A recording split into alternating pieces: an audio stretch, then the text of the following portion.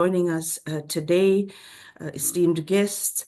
I'd like to start off by saying a very, very warm welcome to all of you for joining us on this important occasion, and perhaps also to just recognize as a start, as program director, the various important people we have on the platform, not limited to, but what it will do is help people going forward in terms of, avoiding getting into the protocol. So, ladies and gentlemen, I welcome this morning the chairperson of the Public Service Commission and my fellow commissioners, Dr. Adel Zadeh, honorable keynote speaker today.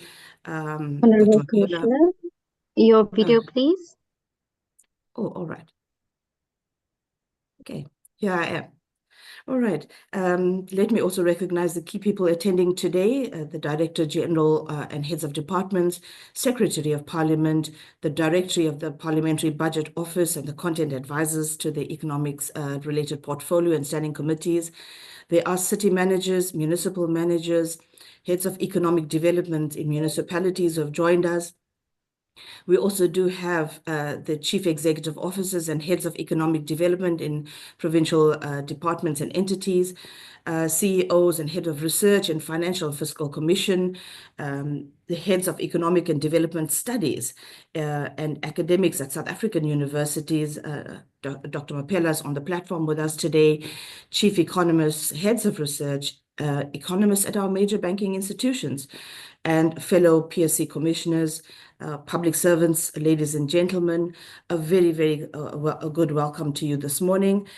Just to say, it's my distinct pleasure to welcome you today to our Thought Leadership webinar, which is an active partnership between the PSC and various stakeholders and institutions, particularly the NSG. And it is a crucial dialogue at a time when our nation is confronting unprecedented economic challenges, but it also stands on the brink of significant transformation, and I want us to bear that in mind. As program director, my name is Yasmin Bacchus. I'm honored to guide us through this important session, one that brings together thought leaders, policy experts, economists, business leaders, civic voices from around the country and beyond. The South African economy, as we know, faces a complex web of issues: persistent inequality, high unemployment, energy instability, fiscal constraints, and slow growth, to name a few, all intensified by global economic headwinds and internal policy uncertainty. These are not simply statistics. They reflect the lived experiences of millions of South Africans striving for opportunity, for dignity, and for progress. But we are not gathered here today merely to diagnose problems. We are here to spark solutions, to ask bold questions, to challenge assumptions, and to inspire collaborative leadership. Today's conversation is about reimagining the economic narrative of South Africa and identifying actionable strategies to shape a more inclusive, resilient, and dynamic future. Our lineup of speakers this morning represents a diverse spectrum of experience and expertise, from the halls of academia to the front lines of entrepreneurship, from public policy to grassroots activism. So I invite you to eagerly engage, fully reflect deeply, and contribute meaningfully to today's discourses. Let this be more than a webinar. Let it be a catalyst for new ideas, for new partnerships, and for renewed commitment to the country we all care so deeply about. Thank you again for being with us today. And with that, it's my pleasure to introduce our keynote speaker as per the program that is set before you today. And that is the chairperson of the Public Service Commission of South Africa, as we are always reminded, Professor Simadetha Fugeni. It is my pleasure to introduce Professor Fugeni as one of South Africa's foremost political analysts and public policy experts. Currently, Professor Fegeni serves as the chairperson of the Public Service Commission of South Africa, where he oversees efforts to enhance accountability and efficiency across the public sector. He is also a visiting professor at Nelson Mandela University and in International Affairs at UNISA, and advises on special projects at UNISA's Vice Chancellor's Office. Professor Fegeni holds a BA and BA Honours from the University of Transkei, an MA in International Politics and Comparative Development from Queen's University in Canada, and a PhD in Comparative Politics and Public Policy Analysis from Michigan State University. He is a highly sought-after commentator in South African and international media, a published author on political economy and heritage, and a committed community activist whose work has earned him numerous honors, including an honorary chieftaincy in Ghana. Forgive me, Professor Fegeni, chairperson, but I had to put it. And indeed, that live wire, that activism is very evident in every occasion we meet as a commission. Please join me in welcoming Professor Somadoda Fegeni to welcome our guest on the platform and share his insights on the challenges and opportunities facing South Africa. Honorable Chairperson. Thank you very much, Commissioner Barkers, who is our program director today. And also special greetings to our guests and the brother, Dr. Ashgar, a person we've worked with for years as we commissioned his institution when I was, and I'm still, chairing the Indlu Lamity scenarios. And we wrote in Dr. Padili hotline that it's really nice to reunite, and I wish I was physically there. And I would also want to, greet the distinguished guests, my fellow commissioners, esteemed colleagues, and also the leadership from NSG, which has become our, symbiotic brother and sister in the journey of trying to reform the public sector. I am not the keynote speaker. I'm greeting the keynote speaker, but I'll just make a few welcoming and opening remarks to that effect. The first one, I want to say that there's never been a time in our living memory when the notion that social scientists have coined the VUCA moment, V-U-C-A, volatile, uncertain, complex, ambiguous, all those concepts happening simultaneously because the major global player in economy and politics, the US, is stirring the pot quite vigorously. And we are on one threshold of a new global order. It's not yet clear what it will look like, but we can tell that the volatility at this stage is quite vicious. With South Africa being exposed to the global economy, to the global political economy as well, we are very much exposed to these challenges. As if that is not enough, you also have the AI-driven technological revolution, which is on steroids, as it is now part of the global competition among the superpowers. And you also have climate change, environmental crisis, which is now bringing in frequency of disasters. You have a migration, immigration crisis, which has shaped politics, brought in a whole range of changes from North America to Europe and across the world. So we are on one threshold of great changes. But South Africa, a country with such a great potential, is somewhere involved in some of these. One of the notable instances is the fact that South Africa is the chair of G20, which is the constellation of the countries which constitute much of the global economy, the richest and the evolving and developing countries. And it is supposed to transfer this late in the year to the US, which is quite an interesting dynamic as to how that is going to be managed and whether traditions are going to be broken in that particular process. South Africa itself is settled with stubborn structural economic challenges, besides some of the current dramas around the budget, which is now before the Constitutional Court, besides some of, before the courts, besides some of the other recurring challenges, we do have the stubbornness of the apartheid geography, which has not changed much, despite all the efforts.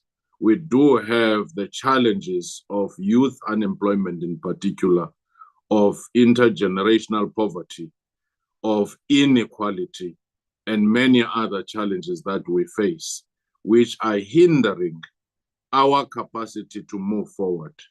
So we look forward to this presentation by this seasoned public intellectual and experts, Ashka, on how South Africa can navigate in a gyroscopic manner of being balanced through all these turbulences, because every crisis provides opportunities as well.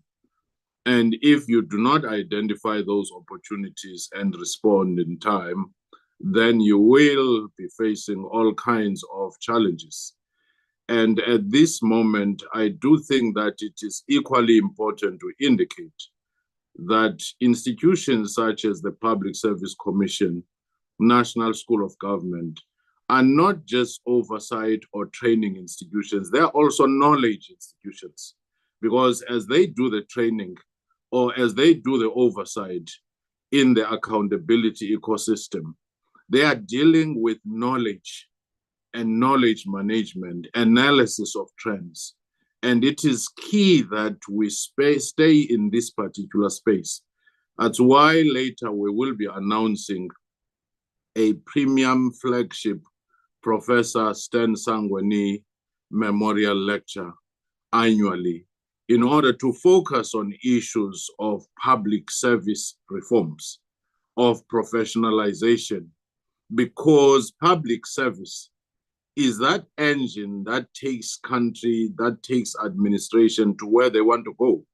If you don't attend to that engine, because it is the enabler, then you can have the best policies, you can have the best potential, but it cannot be exploited. You'll forever have service delivery challenges, corruption, a stagnant economy until you build your state capacity, you build your strategic foresight capacity. That is why we are beginning to occupy with great strides this space of knowledge economy.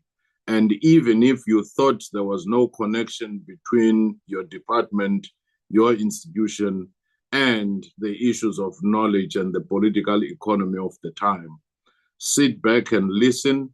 You'll begin to see how these dots connect right into your department, right into the future of the country.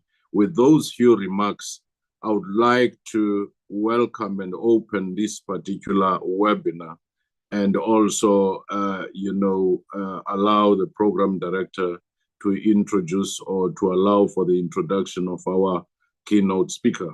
Thank you. Thank you so much, Honorable Chairperson. And there you have it, ladies and gentlemen. You are the first to hear the announcement of the premium flagship memorial lecture that will be hosted by the PSC annually in honor of Professor Stan Sangweni, who is the pioneer of the PSC. So thank you so much for that announcement, Chairperson. We now move on to the program, part of the program where we have our keynote speaker who's going to ask, perhaps, really get into why are we facing this economic crisis? And many of us have our own reflections on it and our own thoughts about it. But let's hear from our speaker, Dr. Asgard Adelsade.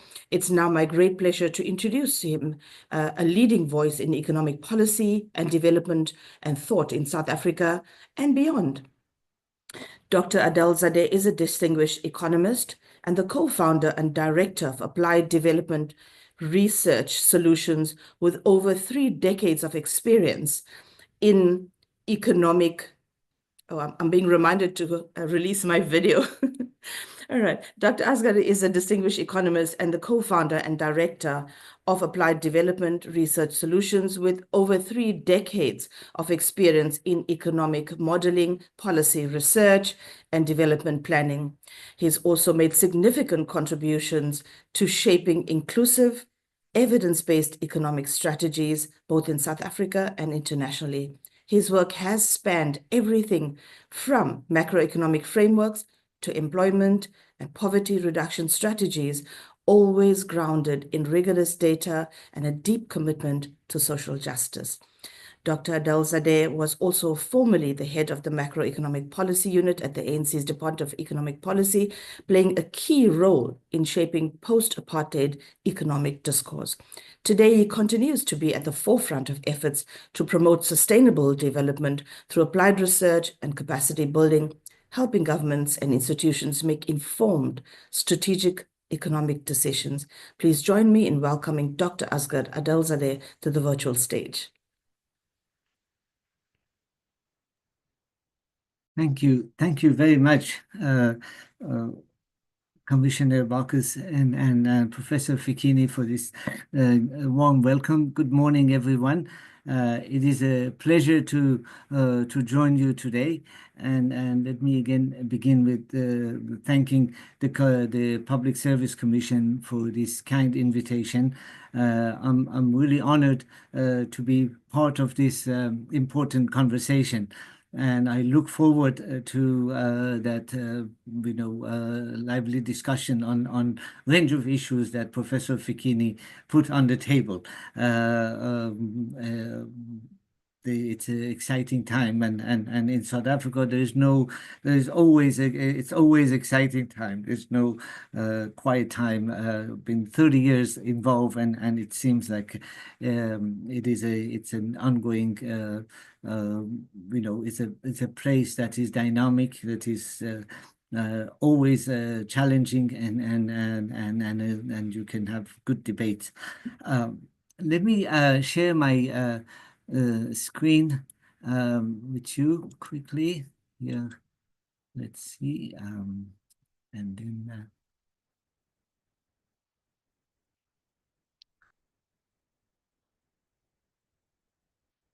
we tested this earlier, and it seems like it worked nicely. Yes, we can see full screen. Okay. You may continue, Doctor. Thank you. Let me just get.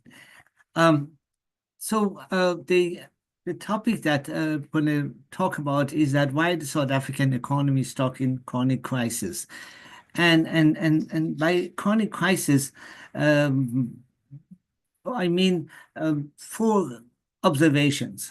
First is that South African economic growth has been, slow over the since 1995, average growth of about 2.2% all the way to 2020, and it has actually slowed down since 2019, 2020 as well. The unemployment rate in South Africa has been consistently over this period, over 25 years, above 20%. The official unemployment rate has been above 20%. The poverty rate in South Africa has been, using the upper bound poverty rate, around 50% of the population continue to live below poverty. And the inequality has gradually risen with the Gini coefficient of about 0.7, which is the highest in the world. So over the last 25 years, since it has this has been not just certain years and periodic certain periods of this more than two decades, but consistently this outcome has remained, especially as it relates to unemployment, as it relates to poverty and inequality. What the presentation is based on a paper that is published in the book that came out by Mistra in 2023, and And I think the starting point of this discussion of why going back and trying to analyze and why the South African economy has been this aspects of economic transformation has not happened as domestically and globally expected. It's a I think one thing, the starting point that helps used in this chapter is the distinction to start with, is understanding the distinction between mainstream and heterodox economic views that have influenced the ANC economic view and policies over the years. And as you all know, the mainstream economics sees basically market economy as a self-regulating system that naturally and balances supply and demand, and with its own inherent dynamic leads to full employment. It promotes minimal state intervention, arguing that government spending can crowd out private investment. Market failures are viewed as a result of external imperfections, rigidities, and imperfections. So policy focuses on removing these frictions through policies best captured by structural adjustment policies and Washington consensus type policies, which we're talking about deregulation, privatizations, and strict monetary fiscal policy and liberalizations. The heterodox economic challenges this view as a different foundation challenges this view, arguing that markets are not self-correcting and that unemployment is a normal feature of capitalism. It supports a more active state role to drive growth, ensure fair income distribution, and provide social protection. Government intervention is seen as essential to improving outcomes the market alone cannot deliver. So in South Africa, both these schools of thought have influenced ANC economic thinking and economic policies since 1940s. And I like to before we get to the economic performance and to take back to go back and what we in terms of the historical side of this, and what we find is that the heterodox views of economics and policies, when you go back to the early 20th centuries, discussions within the ANC, it is the heterodox economic views and policies that helped the ANC to formulate and advance its popular vision for South Africa from early 1940s to early 1990s. The ANC leaders were inspired by Atlantic Charter of 1941 that talked about the right of all people to choose the form of government under which they will live, and they were inspired also by Beveridge Report of 1942, which set the foundation for development of social security systems and welfare system in the UK. The Africans' claims in South Africa of 1943 and Freedom Charter of 1959 were aligned with the Keynesian economics. They advocated socio-economic rights and state interventions, emphasized full employment, social rights, national health service, free education, and universal social security. Now, during the period of the political struggle between 1960s and 1980s, economic policy discussion took a backseat to the broader liberation agenda. But until 1992, the Ready to Govern, the ANC policy guide for the democratic South Africa, the document still at that time, reflected a heterodox approach to economic policy and strategy, as it endorsed state involvement in the economy to address deep inequalities. It articulated the vision for the post-apartheid state as a democratic and interventionist focused on employment creation, industrial restructuring, poverty elimination, meeting basic needs, sustainable growth, and so on.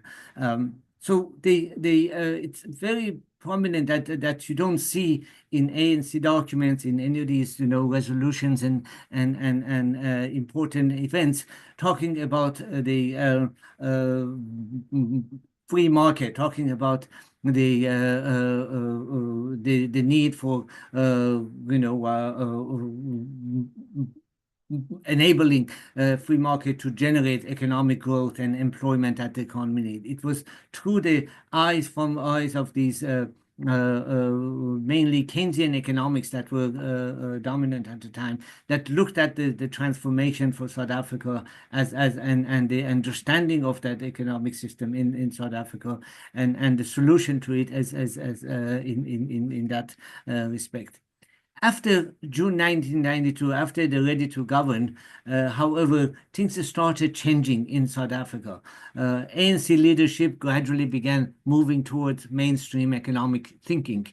By late 1993, they were distanced. The ANC, started to distance from the macroeconomic research groups, heterodox analysis and proposals. The Making Democracy workbook that came out, that was commissioned and was not, embraced by the ANC. And the ANC also signed on to the IMF's mainstream medium-term economic policy package. That was in December 1993. That you have the conditions for that loan, where all these usual IMF type of policy prescriptions that the ANC became a signatory with the at the time of the transition as part of the transitional government. Post 1994, there were more alignment of the government with the mainstream economic framework. There were gradual drifting away from some of the main propositions of the Reconstruction and Development Program up to 1996, when GEAR was presented to Parliament as a non-negotiable economic policy framework for the period 1996 to 2000. Its main pillars were firmly anchored in mainstream economics. The GEAR talked about the fiscal contractions characterized by major cuts in government deficit GDP ratio. It talked about accelerated trade liberalization, tight monetary policy, privatization, and deregulation of financial markets. And it sets a target. GEAR basically promised faster economic growth. With these policies, it promised faster economic growth, increased formal employment, and greater investment and export. However, these outcomes fails to materialize, as this simple table, this figure shows, where the GEAR, this was the base scenario. The orange one shows the GEAR scenario and the actual outcome. So GEAR promised higher growth of reaching annual growth of 4.2%. By the end of 5 years, it was 2.8%.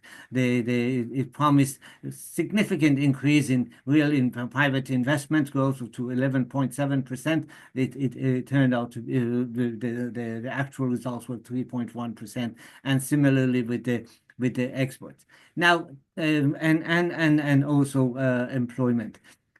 Despite missing its 5-year targets, the government, however, continued with the GEAR macroeconomic framework. What happened in the early 2000s is very important, because that has remained basically in place in the last 25 years. In the 2000s and 2010s, government economic plans adopted what is called the growth diagnostic approach of the Harvard group of economists, Ricardo Hausmann, which basically emphasized the identifying and removing growth constraints and their assumptions that market forces, if freed from rigidities, would naturally deliver growth and employment. So here we started the government started since early 2000s until now. Government has used this growth diagnostic approach to identify what is called binding constraints on South African economy, and then focusing the policies on designing intervention to relax or remove the most severe constraints. And that by doing that, the underlying assumption is that removing these frictions enables market-led growth and achieving full employment and high growth and employment. This has been has guided most national and provincial economic plans in the 2000s and 2010s and until now. Recently, not long ago, Ricardo Hausmann was here for another round of that diagnostic, that approach, delivery of that approach, and it which promised basically that there is no really growth and employment creation policies needed. What is needed is freeing the market from these constraints, and then leaving the market. It will generate the high growth and high employment. And as a result of that, if you look at the plans that were put together after GEAR, from ASGISA to National Development Plan to 9-point plan to austerity plan, if you search them, you find the concept of constraints and binding constraints. In different times for different plans, there were different constraints were identified, and policies, whether it is red tapes or whether it is relating to other type of issues, exchange rates and other issues, skills and others, that basically instructing, designing, formulating policies as a way of looking at the problem with the South African economy is that there are issues that are constraining, rigidities in the system that are constraining the economy and preventing the economy from its self-regulating, from its natural tendency toward full employment. And that if we remove those constraints, those identified, and going through a whole exercise of identifying those constraints, removing them, then the system left on its own will deliver the high growth and high employment. So the policies, these policy documents that were done periodically, were done by this Harvard group, have continuously promised they're achieving those high growth. And remember, the high growth at that all these years, we're achieving 5 to 6% average growth, or achieving a low unemployment rate. In the case of NDP, lower to achieving about 6% unemployment rate. So the rewards of doing this was like these will come. These high average annual growth rate, high job creations, and the unemployment reductions will automatically come if these rigidities are removed. So that has been the key experience of policies, where the focus of the policies were mainly supply side measures that needed to be adopted, suggestions around deregulations, sometimes liberalizations, privatizations, and others, and all these years basically ring-fencing the macroeconomic policies, and that the issue is not macroeconomic and using macroeconomic fiscal monetary policy. It is these other rigidities relating to the working of the market that were the focus. So what has been the outcome of this? It has been a consistent application of the same approach since 1996, basically, and the data are basically, I think, informative. If you're looking at the macroeconomic performance, growth and employment, the two key macroeconomic performance between 1995 2019, South Africa's average GDP growth was the third lowest among G20 countries. if you look at the unemployment rate, South Africa's unemployment rate, you find that South Africa's unemployment rate was consistently higher than all the G20 countries during the 25 years between 1995 and 2019. And it has remained since and worsened actually. If you look at the trade side, the promotion of exports and anchoring economic growth on exports, earlier positive gap between exports and import shares of GDP has gradually diminished in the last 25 years. So and the share of very importantly, share of manufacturing employment in total employment has reduced from 15.6% in 1996. It has declined to 9.2% in 2019. And the UNIDO's competitive industrial performance index for South Africa also declined by 17% between 2000 and 2019. And in comparison for few other countries, you see, you know, in terms of China or South Korea or Vietnam, it hasn't led to competitiveness. It hasn't led that we haven't been able to increase employment or economic performance in these rounds.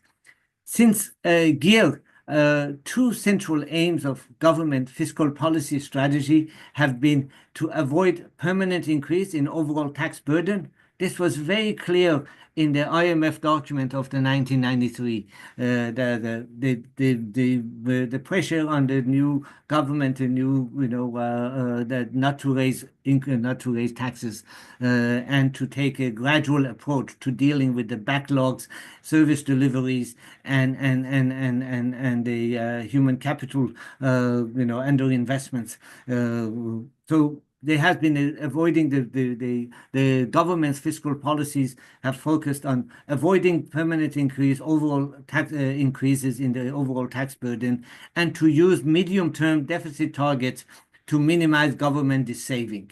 And in practice, what this translates is that the aim have been this has limited the government's ability to raise taxes and or to borrow as part of the financing the expected post-apartheid socioeconomic transformation. Now, the numbers, how does it translate? What does it translate to? If you look at the South Africa's revenue GDP ratio and expenditure GDP ratio, the South Africa's government average annual revenue GDP ratio over the 1995 to 2020, for 25 years, if you take the average revenue GDP ratio for the country, you find that it was lower than almost all OECD countries. That's where South Africa is. In terms of, basically that means in terms of taxation, revenue generations relative to the economy. And this is OECD countries. We're talking about 40 countries of small and large, medium economies that make up the OECD country. Now, the other aspects in terms of expenditure side of the government, you also find that relative to OECD countries, the South African government, as a result of the policy stuff, that spent the lowest share of country's GDP on delivering public goods and services and providing social protection between 95 and 2020. So each of these are the average of the annual expenditure GDP for each country, taking the average and then comparing the country. So the revenue generations and the expenditure, GDP ratios that we are dealing with on annual basis on the issue of the challenges that the country faces. Now, after 2019, since 2019, there have been more austerity programs been, the economy been subjected to, and this is an interesting outcome where if you compare 2011 to 2021 period, that 10-year period, with 2021, 2023, when the austerities were even more austere fiscal policy were put in place. During these two periods, the blue and orange period, the growth, average annual growth rate were the same during the two periods. The average annual revenue generation, growth of revenue generation was also the same, but the government decided to cut spending significantly. So even though the revenue were generated at the rate as before, the expenditure was dropped from annual increase of 7.8% to 1.8%. And we calculated that basically translated to about 253 billion cut in various government functions during the MTF period 2021 to 2023. When you look at the monetary policy during this period, during 1995 to 2020, so we're looking at basically the record of these policies that were adopted, the plans that were put in place that has a consistent approach to it, and we're looking at what were the outcome of these policies that were the plans that were, or that way of viewing of that economy and the policies, consistent policies in that direction, the outcome. If you look at the monetary policy, again, before it has been the inflation targeting since 1999, you find that both the short-term and long-term interest rate have been consistently been higher than most OECD countries over the 25 years. It's not just one period, it's one circumstance. It consistently, as you can see the red, this is the short-term interest rate above most of the OECD countries. And here is the 10-year or long-term interest rate that is, again, end up being. In other words, the tool, the interest rate policies end up producing interest rates, that end up, being much higher than other countries. If you look at another aspects of the monetary policy, credit extension, where you have a very close relationship in the data between credit extension, which is blue and red. They're so close to each other, overlapping. If you compare two periods, 1996, 2008, there was basically credit extension grew annually by 7% annually, and then investment grew by 6.8%. You see the close relationship between the two. Between 2009 and 2019, the credit extension dropped to less than 1%, annual growth 1%, and investment grew also less than 1%. It's a huge drop in terms of the lack of, and that has had that credit extension drop has had, in my view, significant impact on the investments. We just got results for the last year performance of the economy that the total investment in real terms declined by 9.7% from 2023 to 2024. There was a decline previous year from 2022 to 2023, and now we had another 9.7% decline in investment in 1 year. And that's, some of the roots of these come back to high interest rate policy, consistent high interest rate policy, high credit extension, and these are factors that are, influence investments and obviously the issue of the poverty and inequality, again, compared to other countries, it remains, South Africa stands out as being, having the highest poverty and inequality. Now, what is the outlook?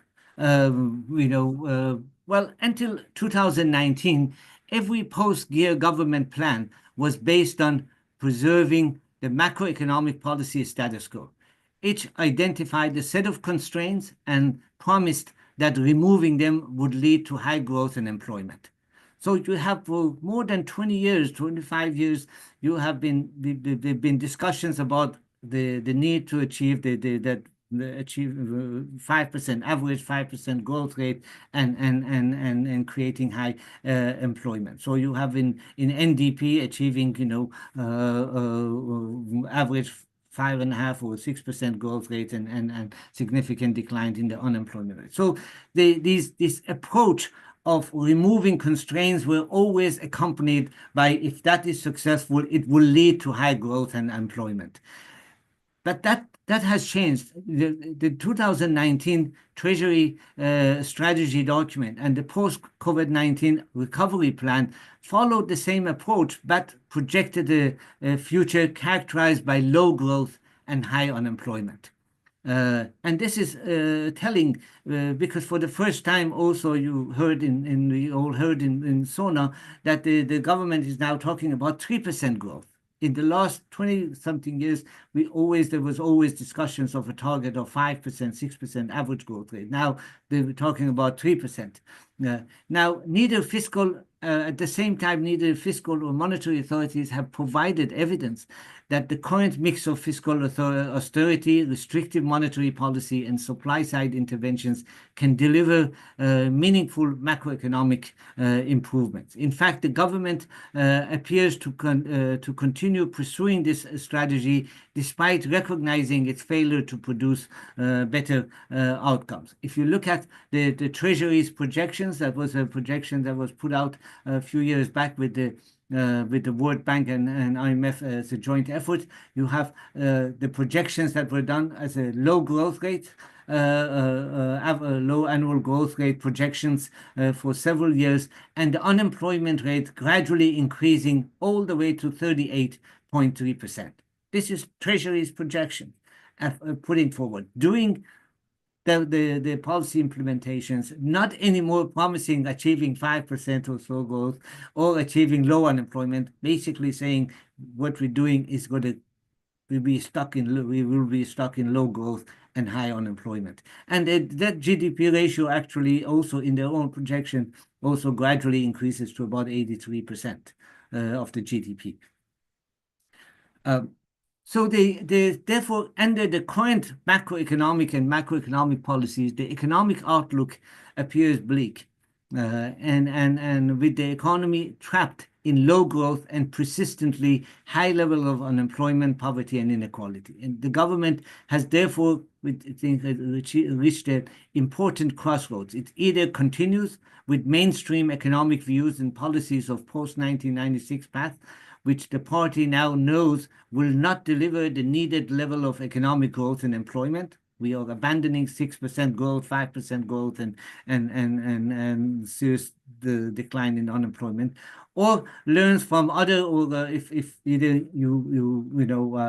stay there, continue, or learn from other countries that have used heterodox economic views and policies over the past 50 years to influence the working of market economies and have achieved much better outcomes.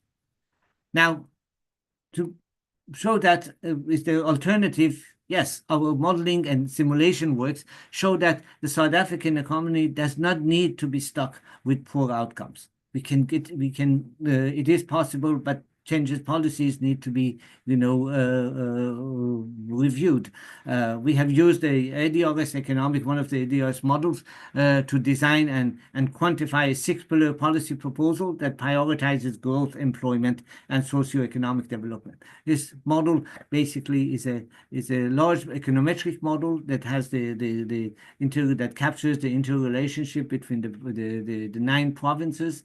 It includes the determinations of the regression analysis for determining of the determinants of investments, output, and employment of 27 sectors in each of the provinces. It connects the provinces and the economy as a whole in relation to how the provinces also affected by national decisions such as exchange rates or interest rates or also EPWP and others. So as a result of that, it also includes a macro simulation component that looks at the impact of a macroeconomic performance on the poverty, inequality, on demand for social security, cost of social security, taxation, and value-added tax, and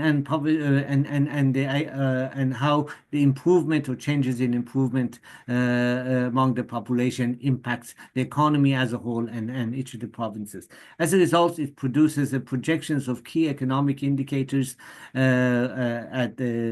the economy as a whole, for the 9 provinces, for the districts, 52 districts and 234 municipalities, and also it produces the impact on the poverty and inequality impact of this scenario. We use this model also for assessing the impact of COVID on the South African economy and various shocks. We use this model to develop a scenario of a 6-pillar scenario and look at what if there are some changes in the policies.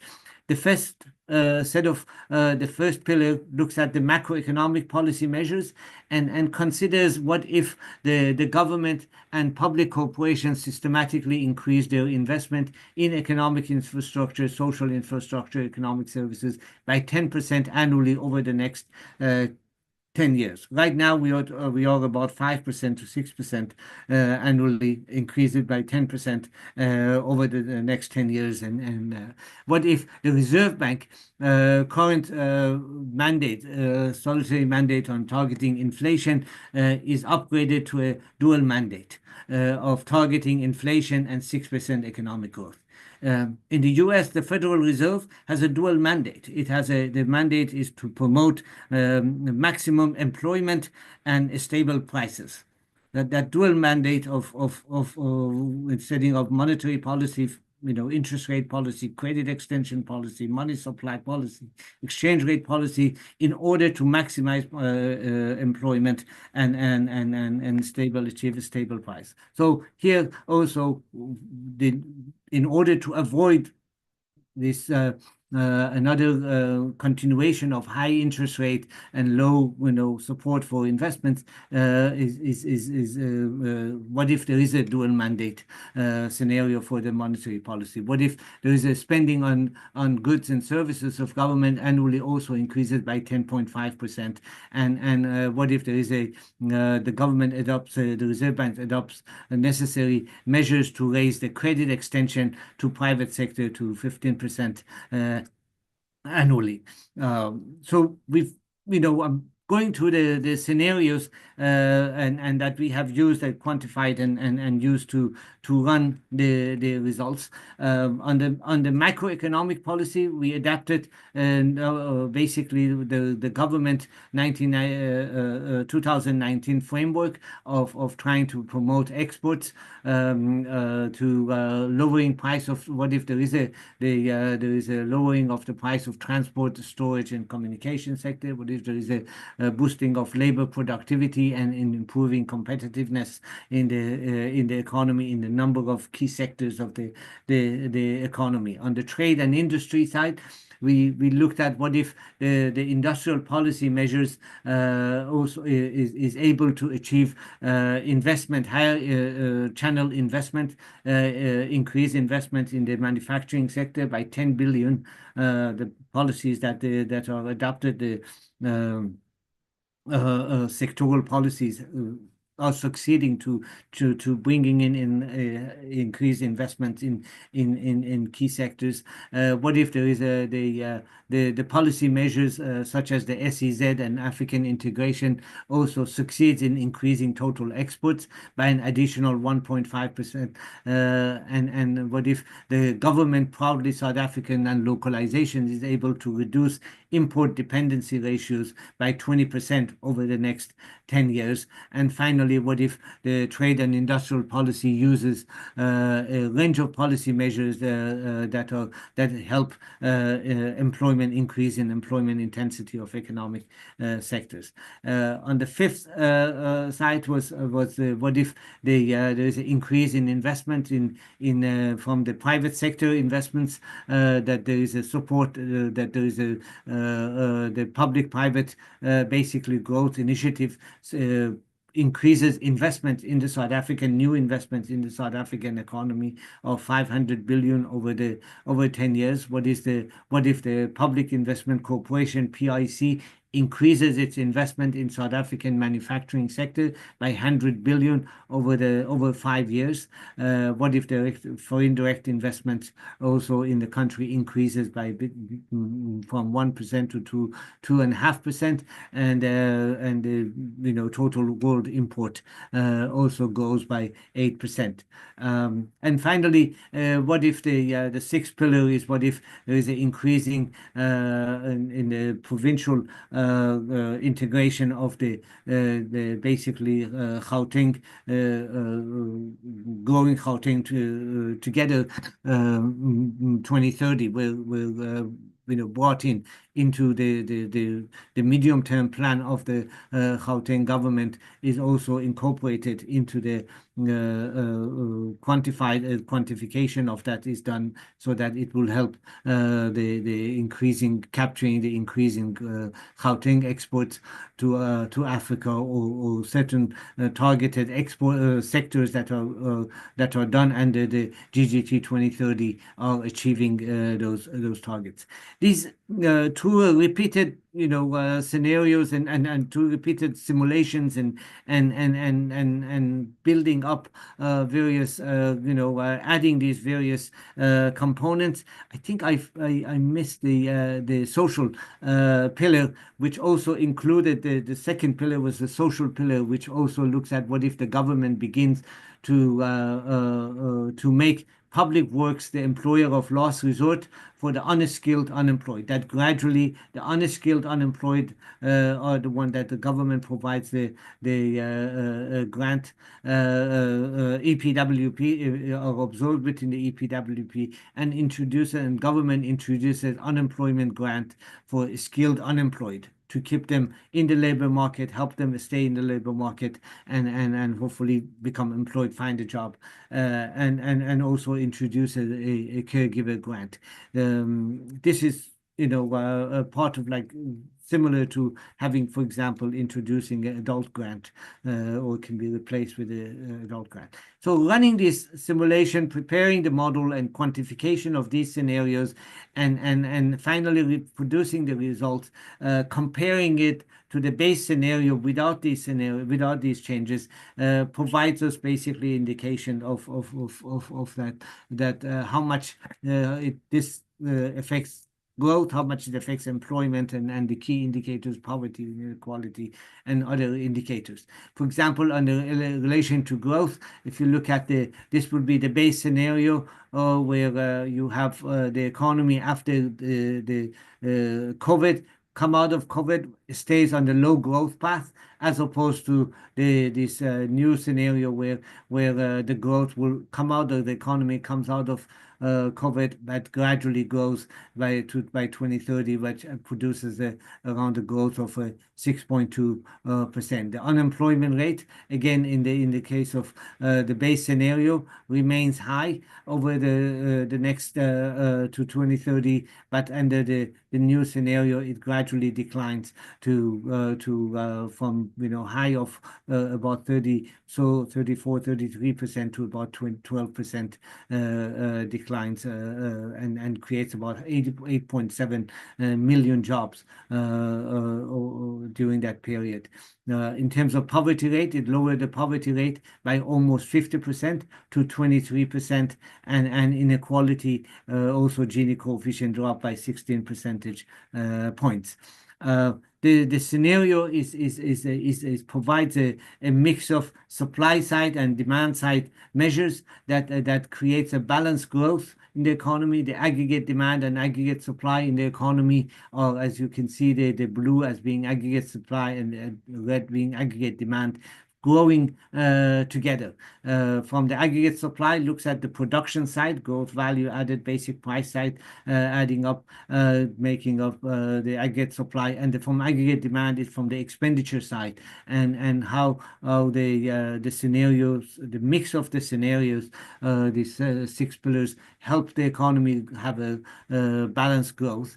It will, even though at the beginning, this is from post COVID. You had some of the social programs are expensive at the beginning, but it gradually declines as the cost of that declines relative to GDP. As the GDP is growing, the cost of the social expansion of social program to include an adult grant and a caregiver grant, for example, will actually gradually go down, and the debt GDP ratio gradually actually declines significantly over the period as well, because of, again, what you have the revenue GDP ratios in the process of the economic growth brings in revenue, increase in revenue that is also used to promote, to fund the increase in investment, public investment, increase in social services and social security. So this is just an example of a what-if scenario that that can be done with a wide range of policies. No red fencing any of the policy areas, and just to indicate that it is possible to come up with a range of policy mix that create better in the future and having a better growth and employment, poverty, and inequality outcomes. Just to conclude, the 3 points. One is that the heterodox economic views and policies helped the ANC to formulate and advance its popular vision for the post-apartheid South Africa from 1940s to 1990s. The popularity of the movement is also, I think, was function of partly of adoption of those viewpoints. That was the adoption of heterodox views. However, that was before the organization embraced mainstream free market economics and policies soon after 1994. 30 years later, that shift in ANC economic orientation and policy has led the country to become the most unequal country in the world, with the highest unemployment rate and persistent low economic growth. Maintaining the status quo in economic views and policies would, even by government's own account, further perpetuate the country's chronic crisis of low growth, high unemployment, poverty, and inequality. You just need to look at the MTF, the latest MTF, and you look at last year in 2023. In 2023, the growth was 0.6%. In 2024, the growth was 0.8%.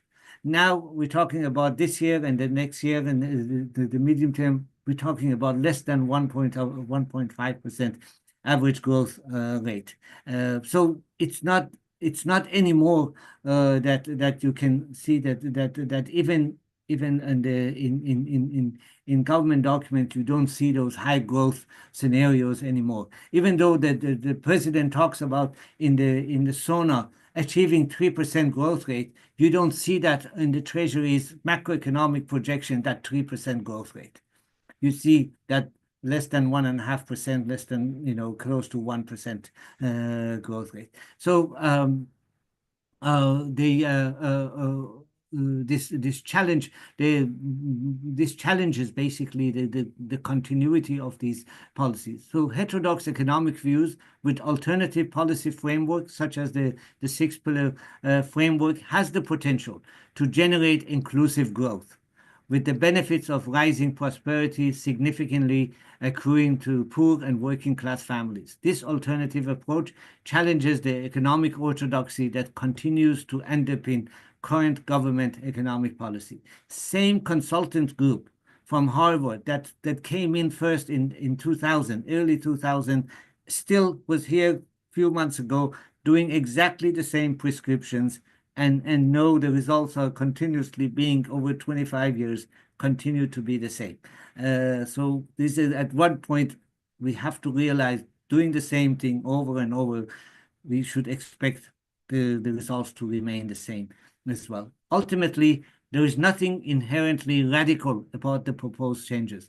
They reflect long-standing differences in economic views, such as those between the Democrats and Republican, parties in the US, Labour and Conservative Party in UK, or Social Democrats and Christian parties in Germany.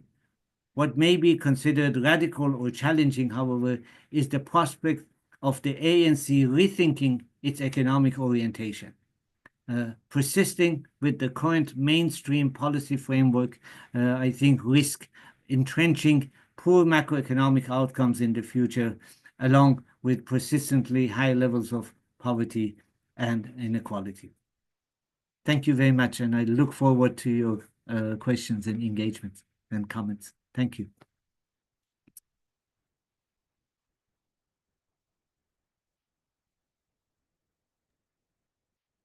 Thank you, Dr. Adelzadeh. You've given us a fair appraisal in my books of the government's economic growth, its policies post-apartheid, and of course, you know, you've spoken about GEAR as GISA, the NDP, and what the impact has been over the many years, and what has been consistently low, and what has also been consistently good and rising. Far be it from me to make comments right now. I think, you know, we must move now into the next session, which is the obviously the discussant responses. And I'd like to then take this opportunity to introduce our next speaker, who is Mr. Tshepo Moloi, who is the first discussant. He holds a Master's of Commerce degree in Economics from the University of the Free State and a Master's in Public Administration, MPA, International Development from University of York, which is in the UK. He also was among the Mail and Guardian top 200 young South Africans in 2023.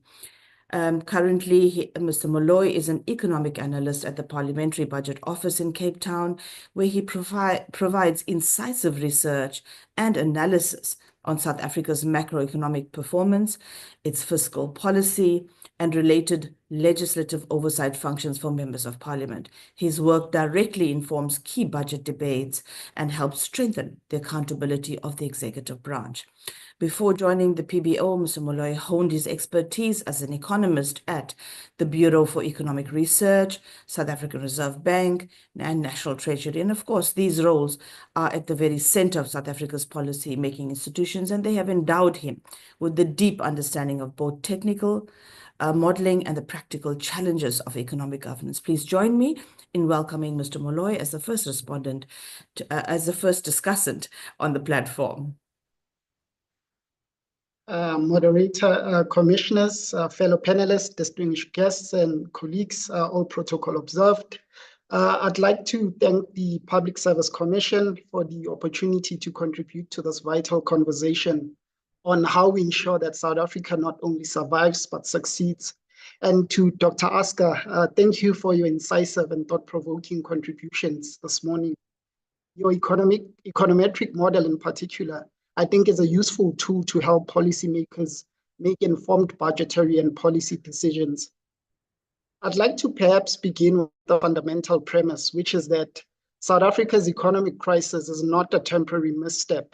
It's a structural condition. And therefore, any hope of transforming it requires more than tweaking the edges of existing policies, as Dr. Asker's input has illustrated.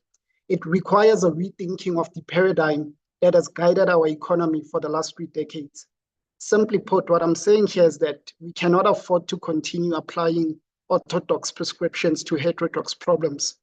So for instance, I often hear that we must restore investor confidence, we must reduce the budget deficit, or we must cut public spending in order to grow the economy. These mantras echo loudly in the private sector and in policy spaces, and yet they have consistently failed to produce inclusive development. Instead, we are confronted with my apologies, we are confronted with a stagnant economy, widening inequality, massive unemployment, a childhood stunting crisis since 1994, and deteriorating public services. In my view, this is not a crisis of ideas. It's a crisis of imagination. It's a crisis of leadership and a crisis of political will from all of us in the public and private sector. With that being said, I'd like to offer a few reflections based on the presentation and also my perspectives on the topic. My first submission is that understanding why South Africa is stuck in a chronic economic crisis and what is required to ensure that it succeeds requires all of us to correctly diagnose the challenges plaguing our economy and appreciate what got us here. This is important because, as we all know, economies are part dependent, meaning that historical decisions and events have shaped our current reality. And likewise, today's interventions will influence our future trajectory. This is precisely what ASCA's presentation sought to demonstrate, that by examining the historical context and the policy choices that have led us to our current state, we can then begin to better design interventions that can alter our economic path towards inclusive growth. The second point I would like to make is that, contrary to the prevailing narrative that South Africa is running out of resources or money, my view is that South Africa is not poor. We are simply misallocating our wealth. We have both the fiscal and institutional capacity to finance development, but we have adopted a mindset of scarcity that limits what government and the central bank can and cannot do, even in the face of the most urgent human needs. We must certainly reject this false choice between stability and progress.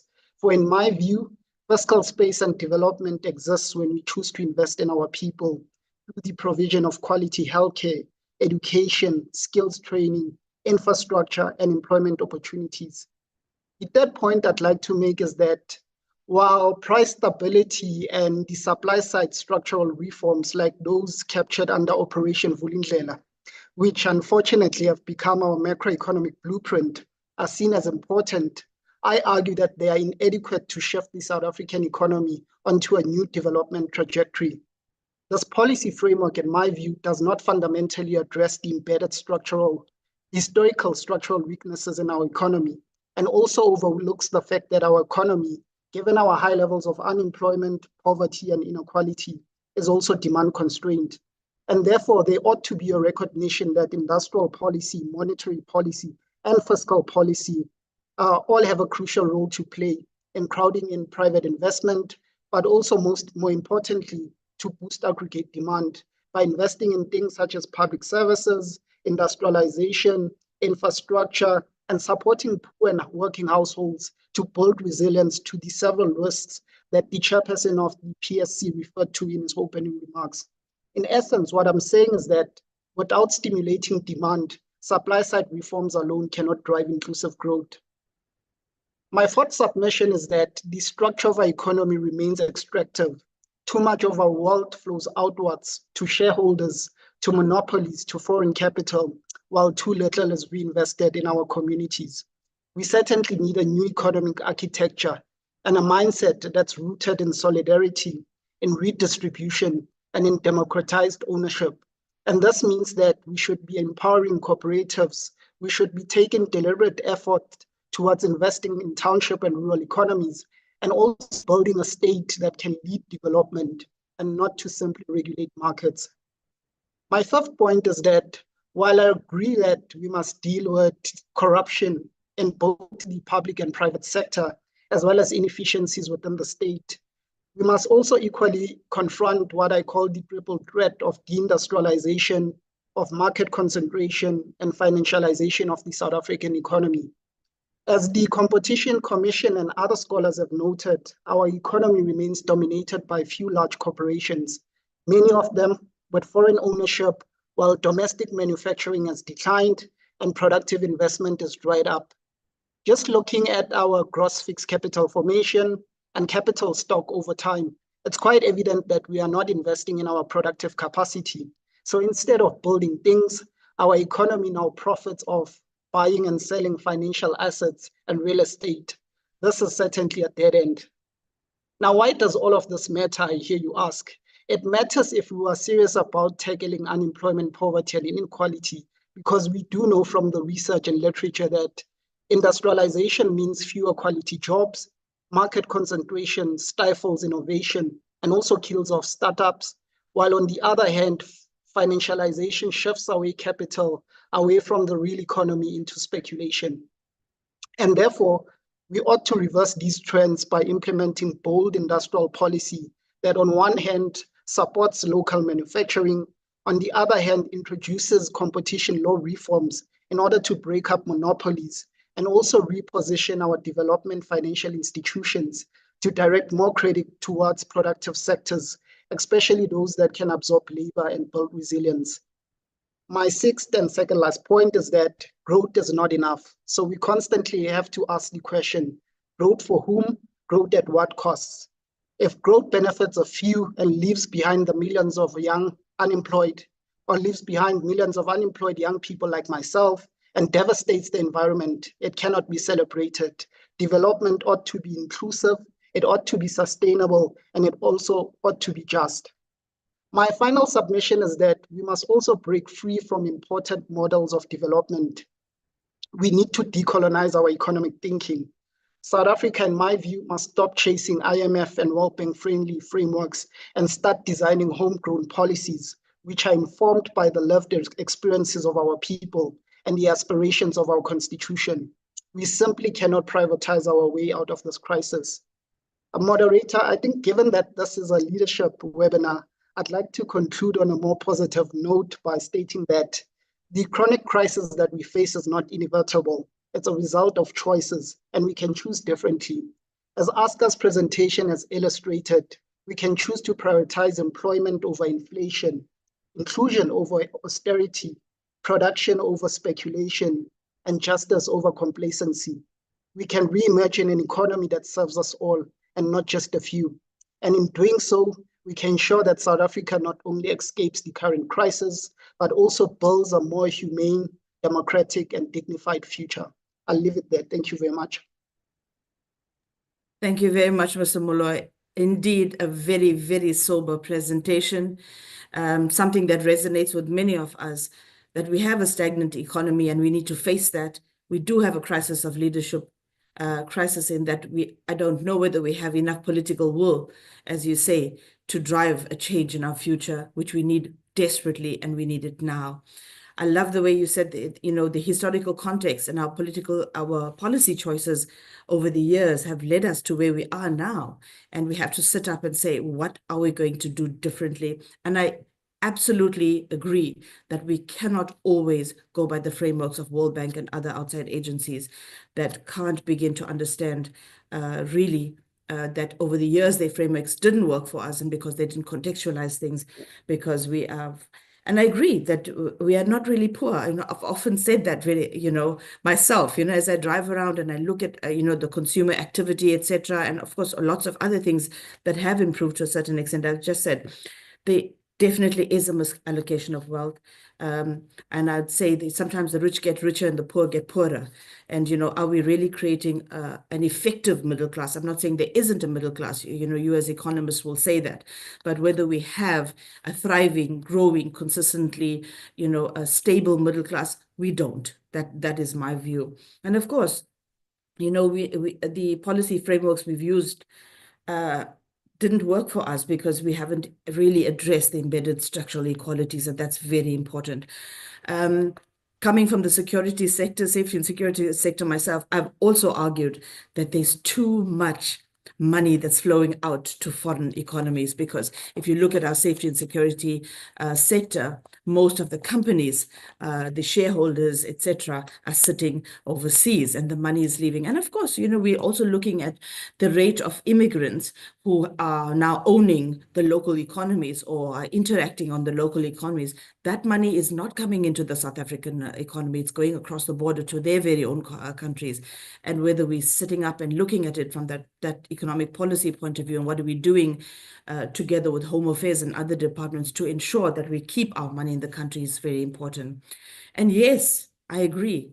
And I think it's young people like yourself, or youth leaders like yourself, who need to remind us that we need bold industrial policy, and that growth is not enough, but development must be inclusive. And I'm hoping that we explore this even further with our second speaker as we move on. Thank you so much for a wonderful, very, very sober and honest presentation, which is what we want as the Public Service Commission. May I then use this opportunity to welcome our next speaker, Professor Bolelwa Mapela. Professor Mapela's current role is She's professor and associate professor at the School of Economics at the University of Johannesburg. She does sit on the Research Ethics Board for the College of Business and Economics and serves in the South African Defence Forces Pool of Specialists, as well as at the Ehlanzeni Human Remains Forum. Her teaching and research focuses on public policy, local economic development, governance, and the challenges of service provision in township communities. So, you know, from academic right to being a foot soldier in communities, we now invite Professor Mapela to share with us her thoughts as the second discussant. Thank you very much, ma'am. I'm struggling with my my camera. I don't know if you can see me now. Not yet, Professor. I will leave it. Good morning, everyone, and all the attendees and the participants. And I would like to thank Professor Azadeh, who presented. And I would like to echo again on his presentation. And thank you to Mr. Moloi, because it seems as if he's taken all my points. But I would like to start, please allow me. I'm always intrigued by Prof. Somadoda Figeni's writing when he talks about the insularity scenarios. And when I first discovered his writing, I thought, okay, in a local economic development space, when he talks about the Gwara, the loose-limbed dance that we're experiencing as an economy and as a society in South Africa, it can be corrected with correct policies. And up until now, towards 2030, I'm worried because we are not nearing the achievement of the SDG goals, or at least achieving some. And then I look at the ANC's policies when it came in as a new government. There was no other way. They had to follow the modality of heterodox. There was no other way because of our history. But now my frustration is, what evidence informed the change or the shift towards the mainstream economy? Was there enough evidence? And from where I'm sitting, I'm looking at the local economic development space. Was there an improvement? Have the communities benefited from these policies? I can safely say, even from research, no. And you drive around the townships, you can see that the communities are struggling. And then what should have happened? I would say maybe the move should have been slow, informed by the evidence, and the state organs should have worked together in cohesion so that we can safely say, even if there are mishaps, but we are moving towards, because we are a global citizen. So we've got to move towards what the world requires from us. Then I move on to the government departments. Do they work together? Is there a cohesion amongst the government departments when they have to implement these policies, or are they working in silos? But the results and the inequality and the poverty that the communities are experiencing, I suspect that there is no cohesion. How can we correct that? So those are in-house, those are problems of the country. I'm not saying we shouldn't take advice from the West, but we have problems currently, and how do we deal with them? I'm looking at the success of local economic development. It's a beautiful, beautiful, beautiful framework. It's a beautiful framework on paper, and students do research, but are there any tangible outcomes? And if inequality and poverty, it's still skyrocketing. So we can safely say the outcomes are not there. And where is the problem? Do we go back and alter the framework? I don't think so. The framework is suitable for South Africa, but the implementation is a problem. Then I go to the advice that we get from the Harvard groups that assist us to write our policies. I think by now, after 30 years, we have managed to cultivate the skill and the know-how and the knowledge that is required for policies of South Africa. Can we please focus on our affairs based on the experience that we've acquired over the period of 30 years? Are we allowed to do that? I'm not sure. We talk about decolonization. Are we really allowed to decolonize our knowledge system, to say we are not going to be afraid to look at what has happened for the sake of moving forward? But now, if we erode decolonization, we are told that we should look at what is happening currently. What is happening currently, we are in trouble, and we've been trying to fix the problems of the country, and we are not winning. So it means we still need to go back. So am I against orthodox modality or principles? No, I'm not. All I'm saying is, as Prof has presented in his presentation, and as Mr. Moloi has stated, it's okay, but let us look at what is happening in South Africa and be allowed to make the policies that shape our way forward. Then we can be open. But for as long as we've got pockets of communities that are sitting where they are, and we assume that we'll do these aggregates and report to whoever we are reporting to, and assume that we're going to be fine. Not that we are fine. We're going to be fine. We are never going to be fine. So now the way I picture our economy, it's upside down.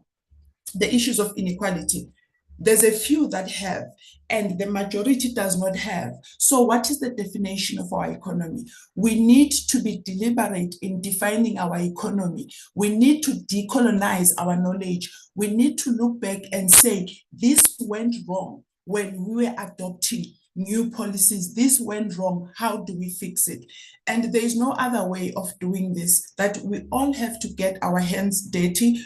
The state organs must work in cohesion, and with the outside structures like academia and other NGOs, it is okay, but we need to speak in one voice. And the issue here is there's poverty and there's inequality, and our economy is in crisis. That means it's not doing well. What should we do?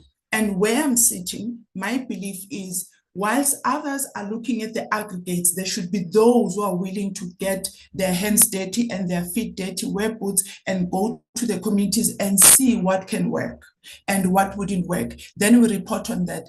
And our policies must be tailored as such. Thank you very much, ma'am. Thank you so much, Dr. Mapela. I think you also have been very frank in your submissions this morning and asking a very critical question. Do government departments collaborate, or are they working in silos?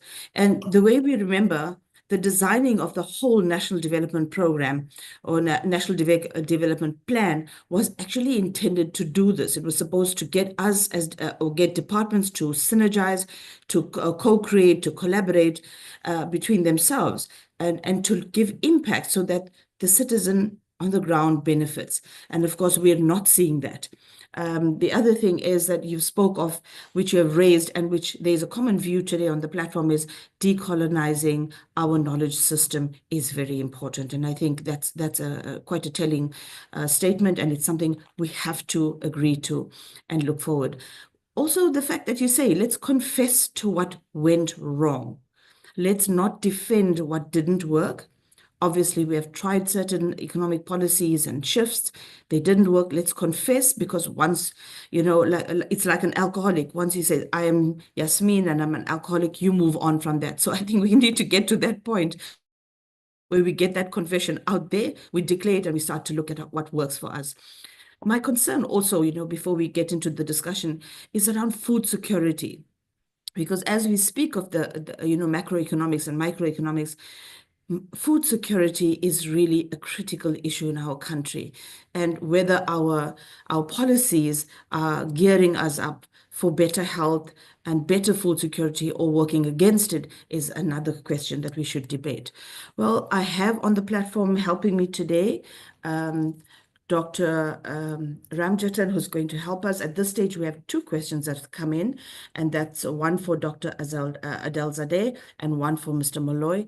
If you could please help me, Dr. Ramjatan, to share these questions so that our esteemed speakers can respond. Thanks, Commissioner. Good morning, everyone. Good morning, Chairperson, Commissioners, Dr. Adelsade, panelists, and all those present today. Commissioner, there are two comments at present. The first is from, or rather a question from Devin Pillay, who wants to commend Dr. Adelsade on his great presentation.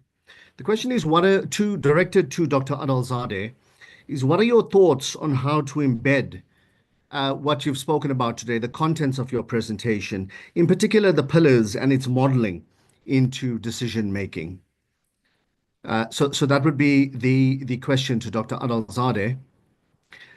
We also have shall I pause there? Oh, we also have a second sort of query from an anonymous attendee who wants to commend Mr. Molloy on a great submission.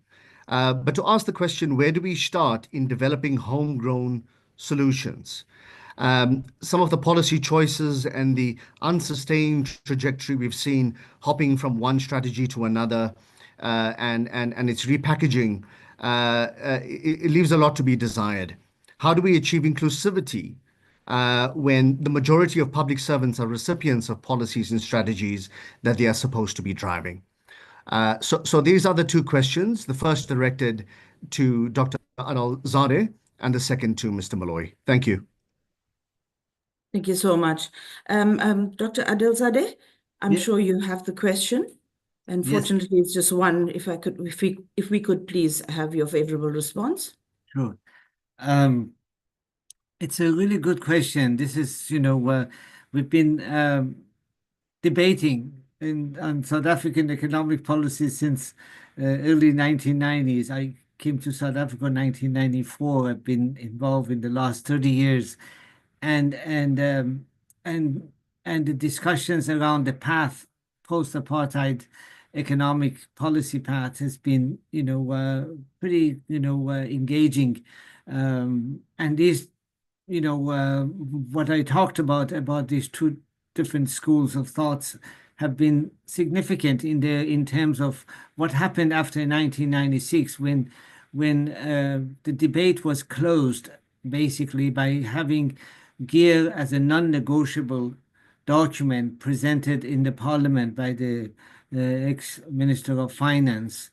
And later on, Madiba in a major conference, I think it was a SACP conference, saying that famously saying that GEAR is the ANC policy, and basically take it or leave it. Basically the alliance. So it was that created a very difficult space for influencing policies when the treasury, the government position was very, much in like either you with us or you're not, basically you're out. It is really helpful now, the debate about VAT, it's the first time that the discussion has been opened up, both in terms of policies for revenue generation and policies for expenditure. It's become, it just happened that by postponing of the national budget, it helped the conversation and it has widened. And and I think both in the parliament and outside, people have become involved in asking the questions: what is, should we have VAT increase? Why not have wealth tax? For example. So it is opening up, and interestingly, the Minister of Finance, Mr. Godongwana, in an interview after the budget, he said that he is kind of like have had it with the austerity, and he said that it is not working. It did not work, and he's sounded like he wants to move on from that way of thinking, which was very interesting. Maybe there is an opening. The reason I'm saying these things is that it hasn't been easy to the Treasury and the Reserve Bank. They have closed rank together. They're very consistent with each other on policy, what need maintaining the policy stance. And only now that maybe it is, as the public become more restless about the stagnant economy, the unemployment rate that is above 30%, that maybe there is, opening.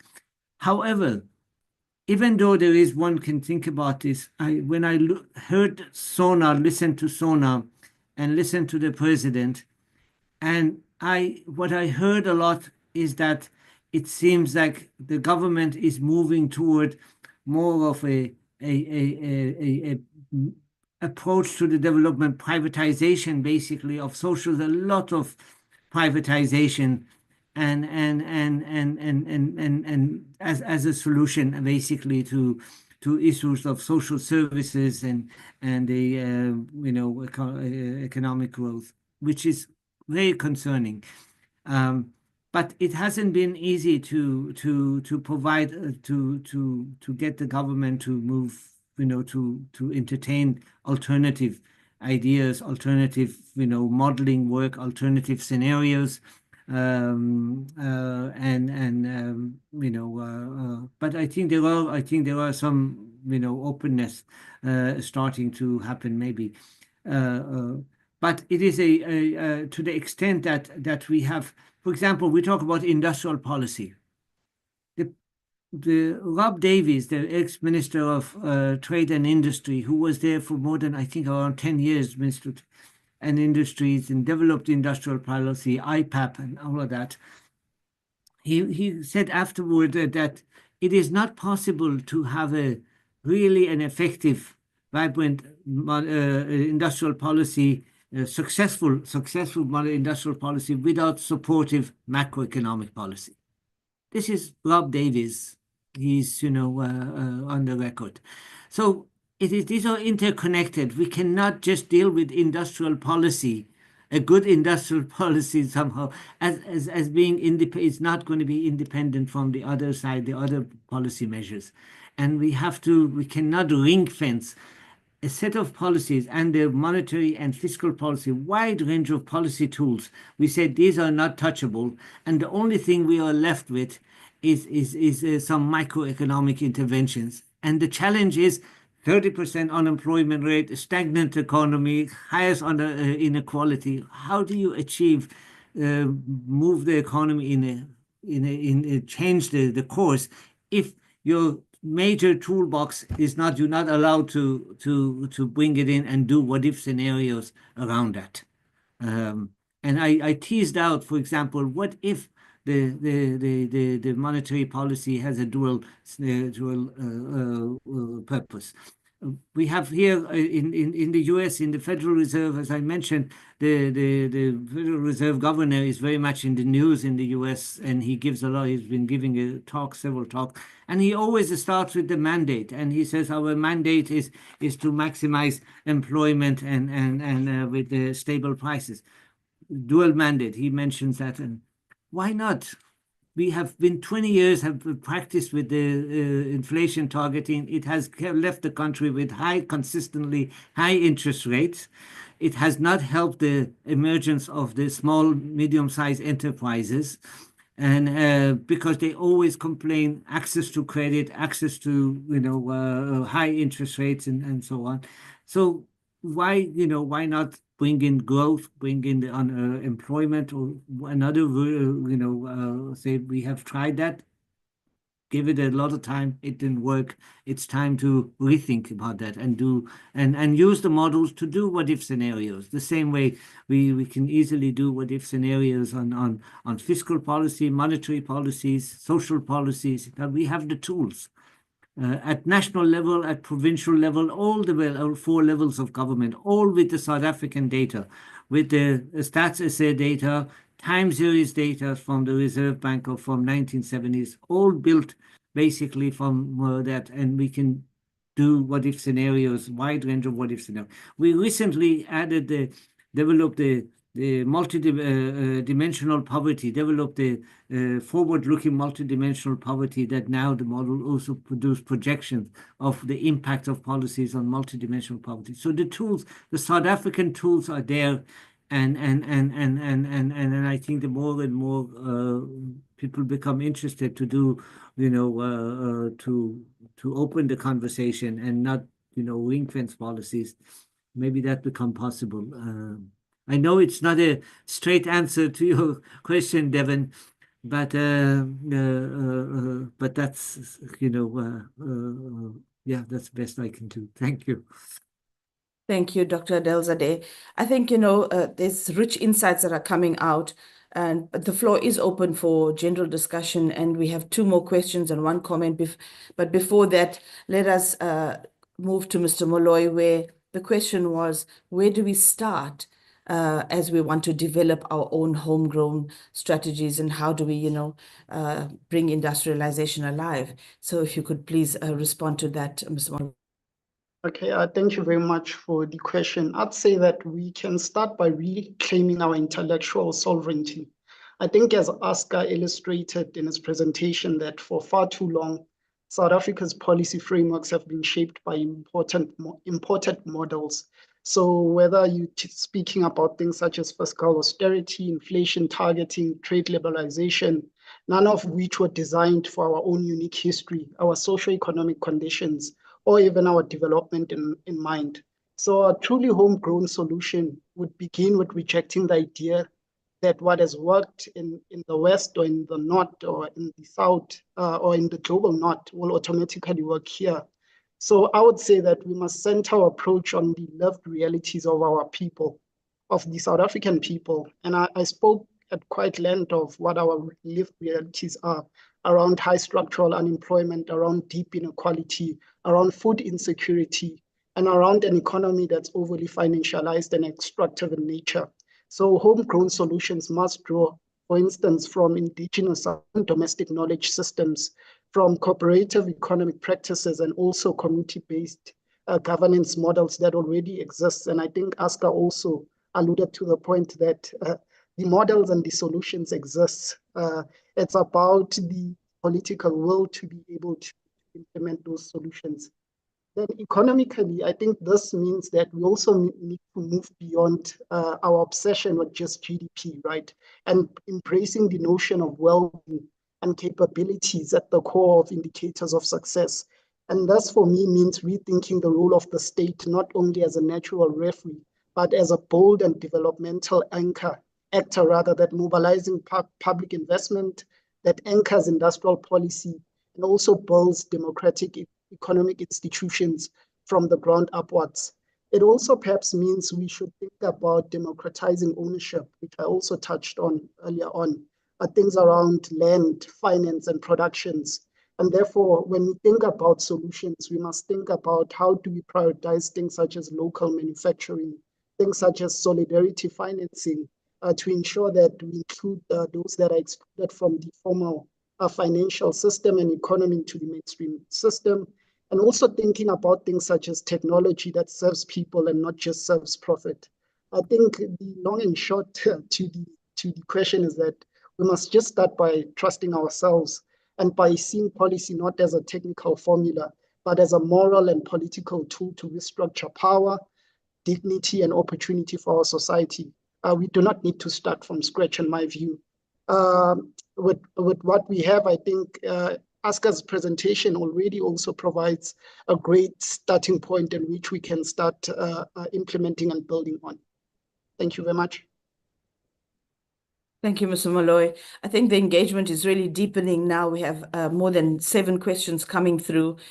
Talk to us about what struck you most about today's presentations. Where do you see the greatest opportunity for impact, and what challenges keep you up as a citizen at night? So let me start by giving the opportunity to Commissioner Makhanya, my fellow commissioner, who has a question. Commissioner Makhanya, you're on the platform.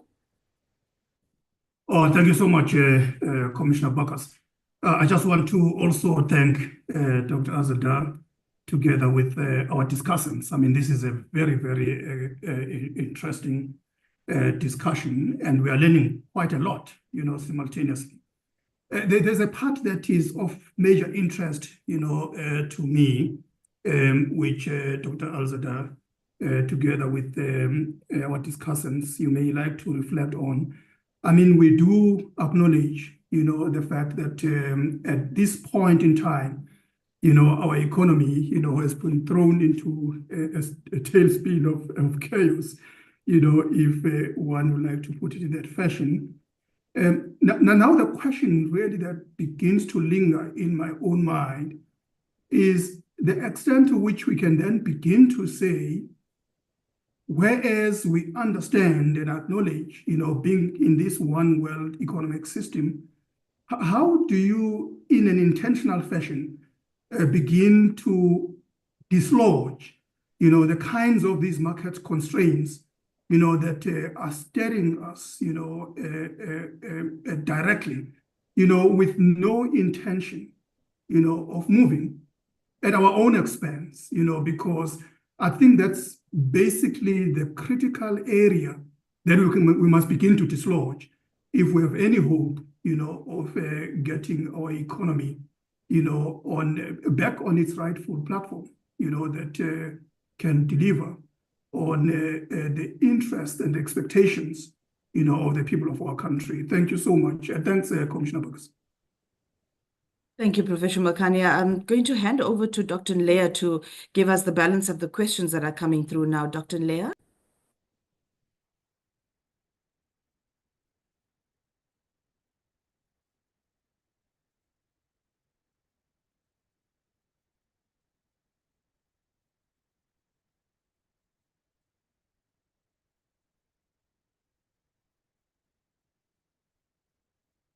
Dr. Nleya, are you on the platform?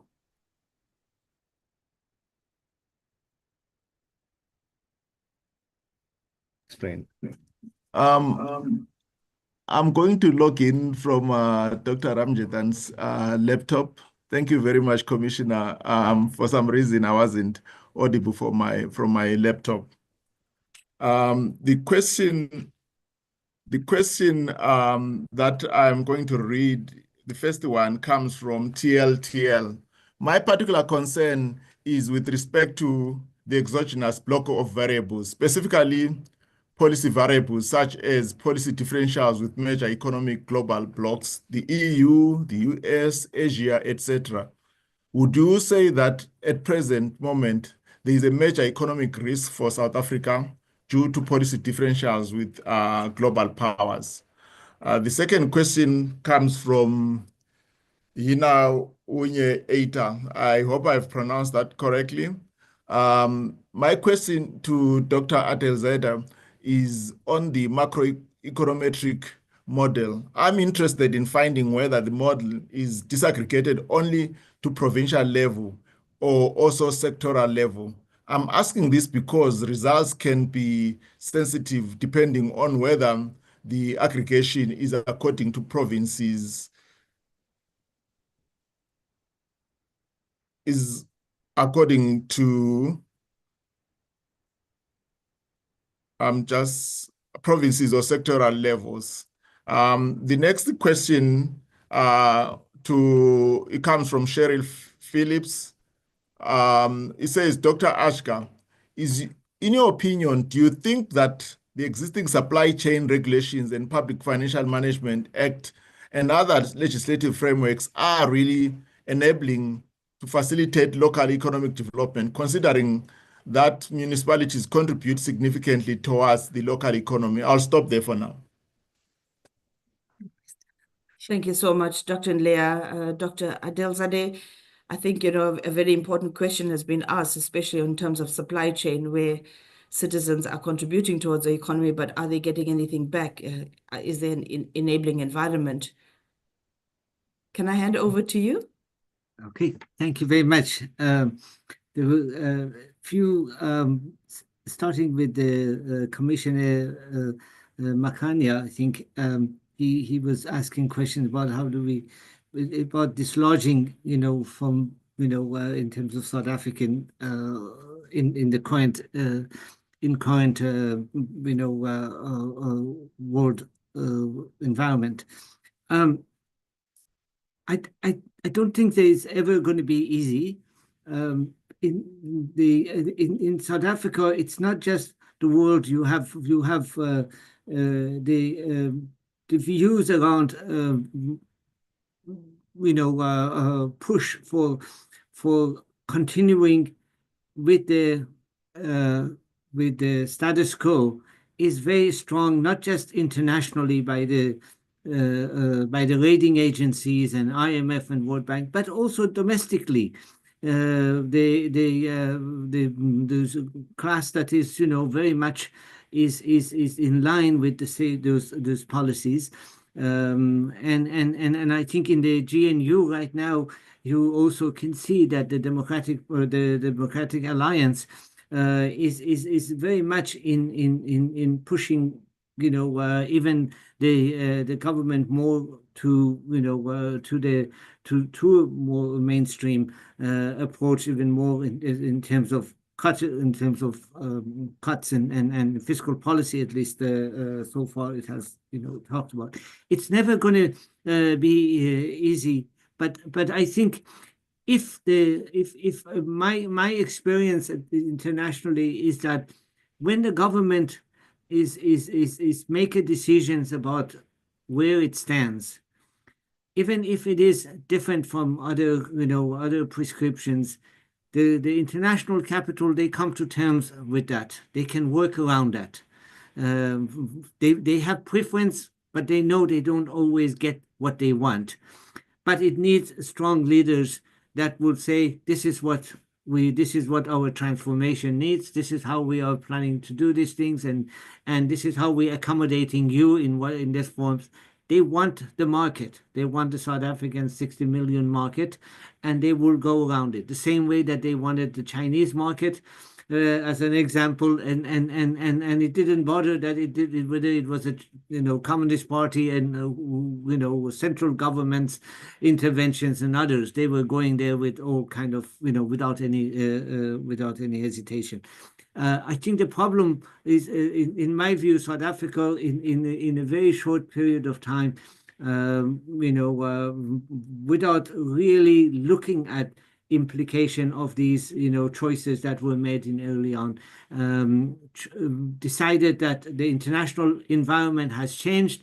It is it's the age of the neoliberalism, and they adapted those policies, and there were internal forces that supported that, and then it has not been since then reviewed but I think it is possible to, but it needs a strong leaders in position. Regarding the exogenous variables and whether they are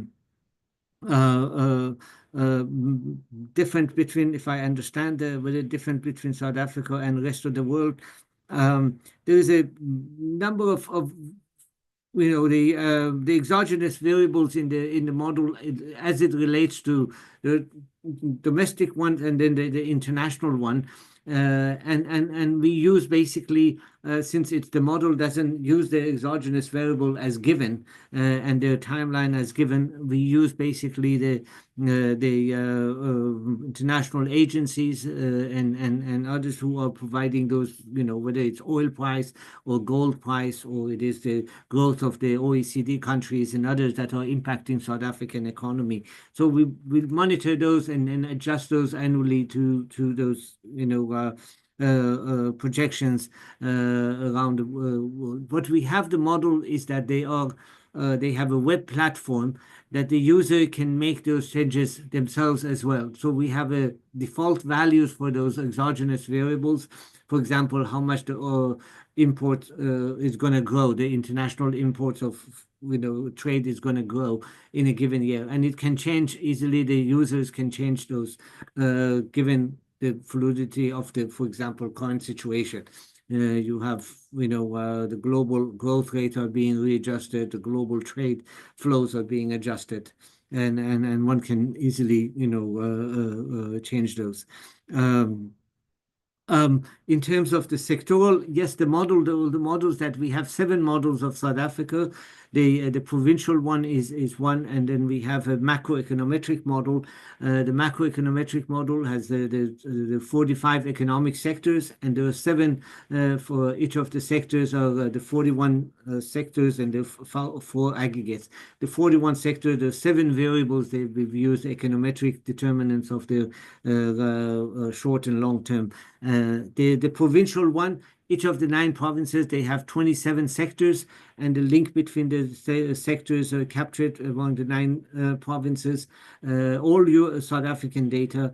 And then we have econometric estimation of 3 variables for each of those sectors. So if we have about more than 600, around 650 equation estimated for the output, employment, and investments for the 27 sectors of the 9 provinces. And then we have obviously the macroeconomic variables estimated in that model that we have. in terms of the question, the last questions about the local economy, economic development, and whether the legislature framework is facilitating local economic development. I know there's an interest in that. I don't have enough knowledge to express view on this.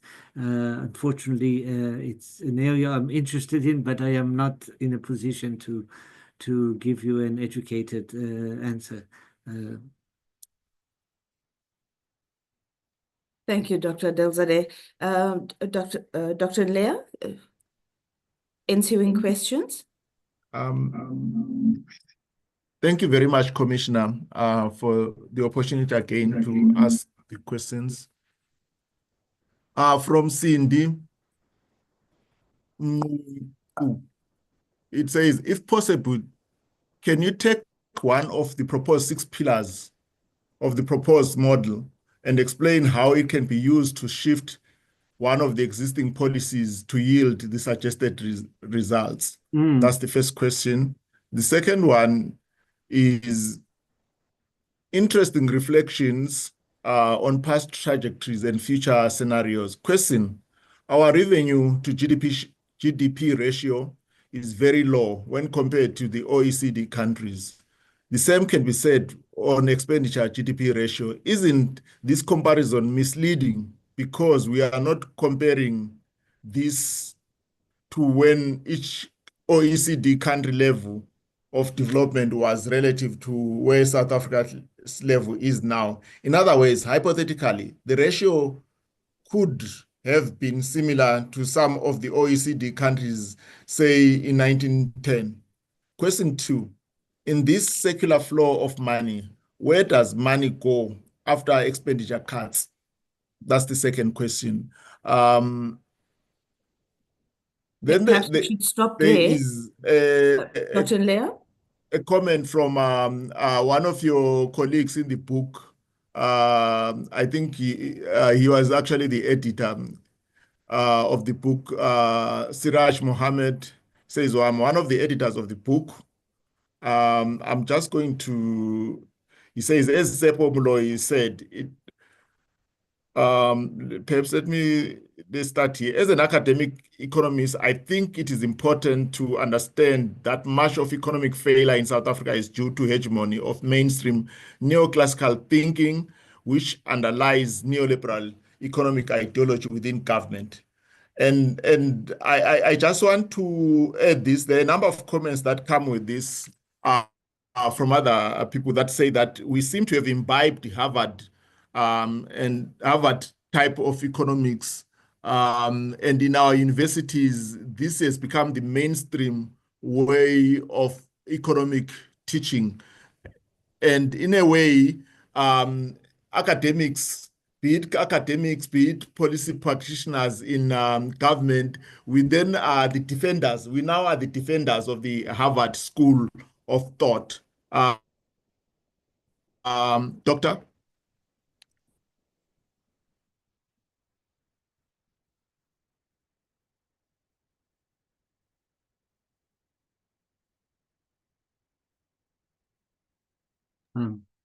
Dr. Adelsade? Yes. Oh, okay. Thank you.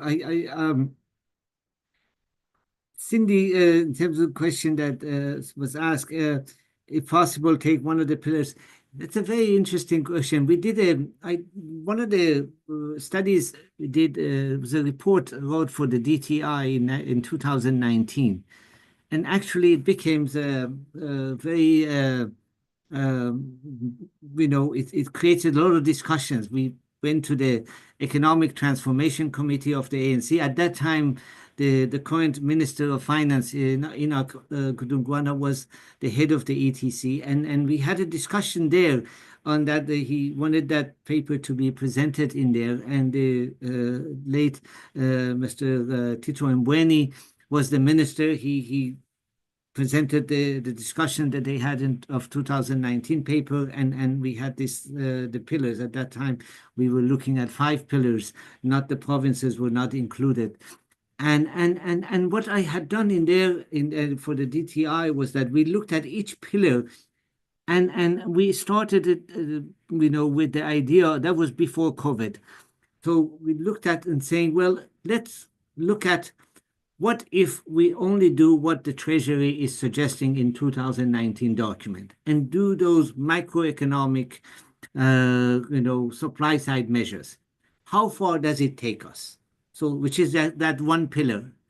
And we run simulations, quantify that exactly the way the Treasury had done it at the end of that document. We reproduce that.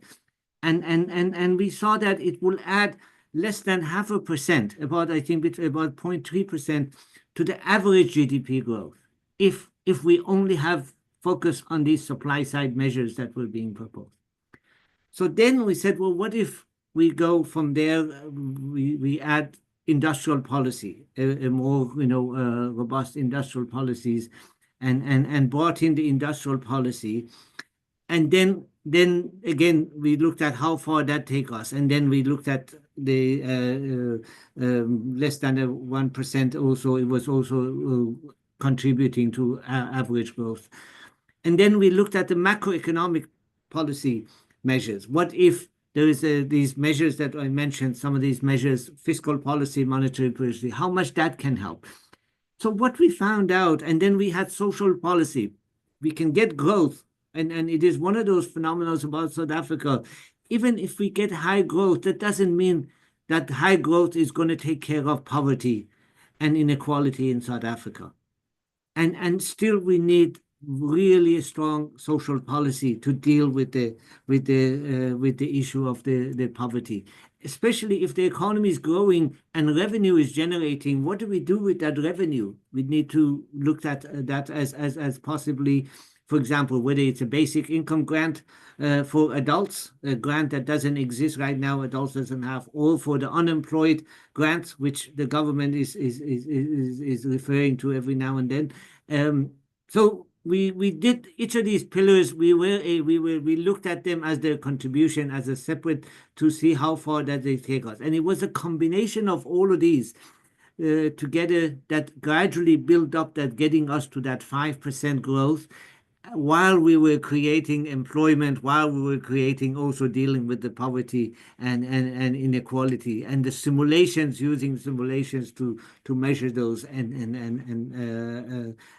only push the parameters as we needed more and more to get to deal with the unemployment rate and unemployment and poverty. So we've done that. Paper is on the ADRS website if you're interested in it, to look at each of these pillars in terms of looking at it and one after another, if you like. In terms of the revenue GDP and expenditure GDP and OECD, the OECD countries example here comparing is made of 40 countries, about 40 countries. It's a very mixed range policy. It's not just highly developed countries. You have many countries from Asia to Latin American countries that are basically what South Africa call the peer, countries that are, middle in transitions or developing countries. So it is not just, we're not just looking at South Africa, comparing by using OECD, we're not just comparing South Africa to the US and Europe or Japan and others. It is actually many of the East Asian countries and a number of other Latin American countries are included in there, and I think it's in that sense, and also a lot of the European countries from the when you look at from the Eastern European side that have joined, they are also in various level of development that are not in par with Germany or England or France, US. So I think it is it also data. I mean, that data is available in one place for all the countries that includes South Africa as an and allows that comparison. It's not easy to find data for all the countries in that format to compare this. I am not sure. There was one question, but I didn't understand it. Where does the money go? I don't know what was that question in terms of where does the money go from expenditure cut. Is that the question? I'm not sure. I didn't. Dr. Nleya, that was the question. Is it the full question, Dr. Nleya? Yes, that was the question. All right. Where does the money go?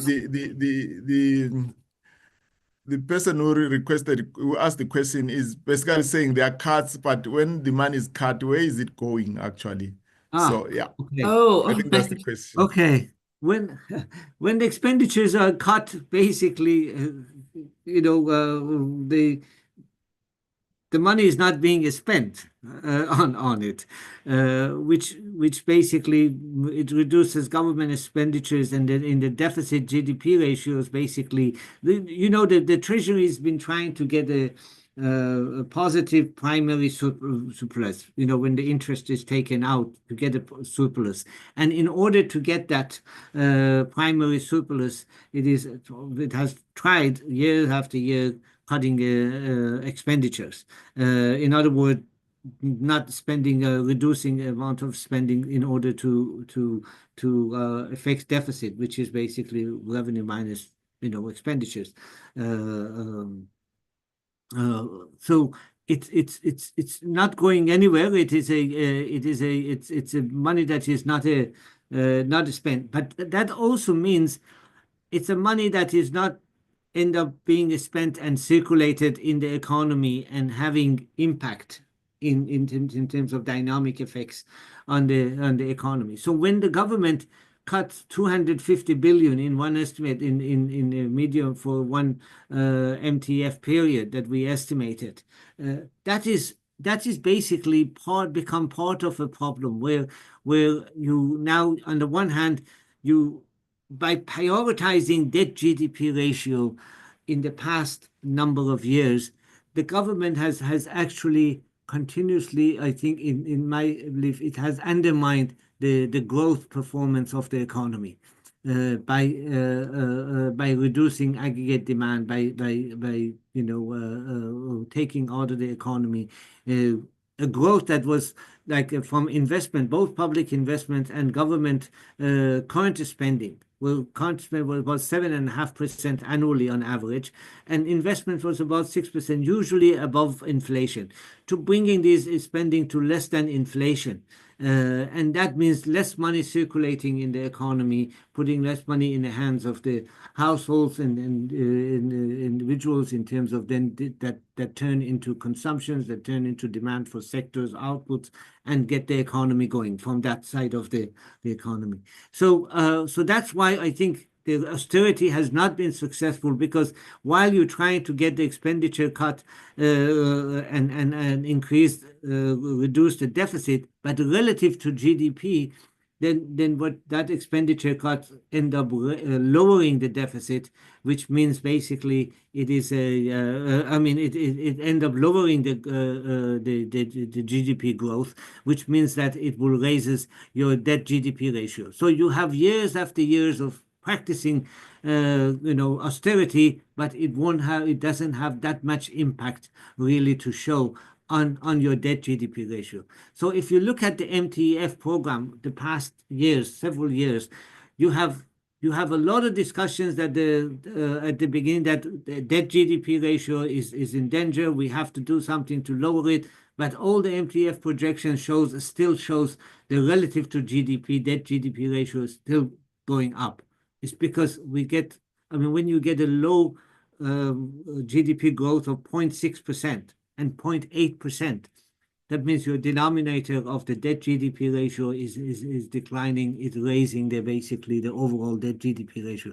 Even though you've cut so much, you are being hit. You are by hitting that hits the GDP. That the dynamic effects of it is that it lowers the GDP growth, and it end up raising the debt GDP ratio. The same way we have, it doesn't get discussed much, the high interest rate that we talked about earlier. The high interest rate in South Africa, actually, to the extent that your real interest rates end up being higher than the growth rate of the economy. This is a non-controversial. This is not, it's generally agreed. To the extent that real interest rates end up being higher than real GDP growth, it increases the debt GDP ratio. So the high interest rate policy, monetary policy in South Africa has been a contributing factor in rising debt GDP ratio.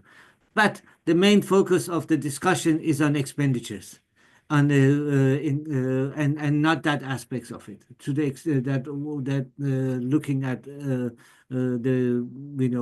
how also the increase in the debt GDP ratio is coming historically, partly coming from that low growth, having a low growth rate in the performance, and then have a high interest rate and low inflation. That means that gives you a high real interest rate, and then your real interest being higher than your growth performance end up impacting your debt GDP ratio. So these are very interconnected. In the modeling helps because it captures these dynamic relationships. So the direct and indirect impacts.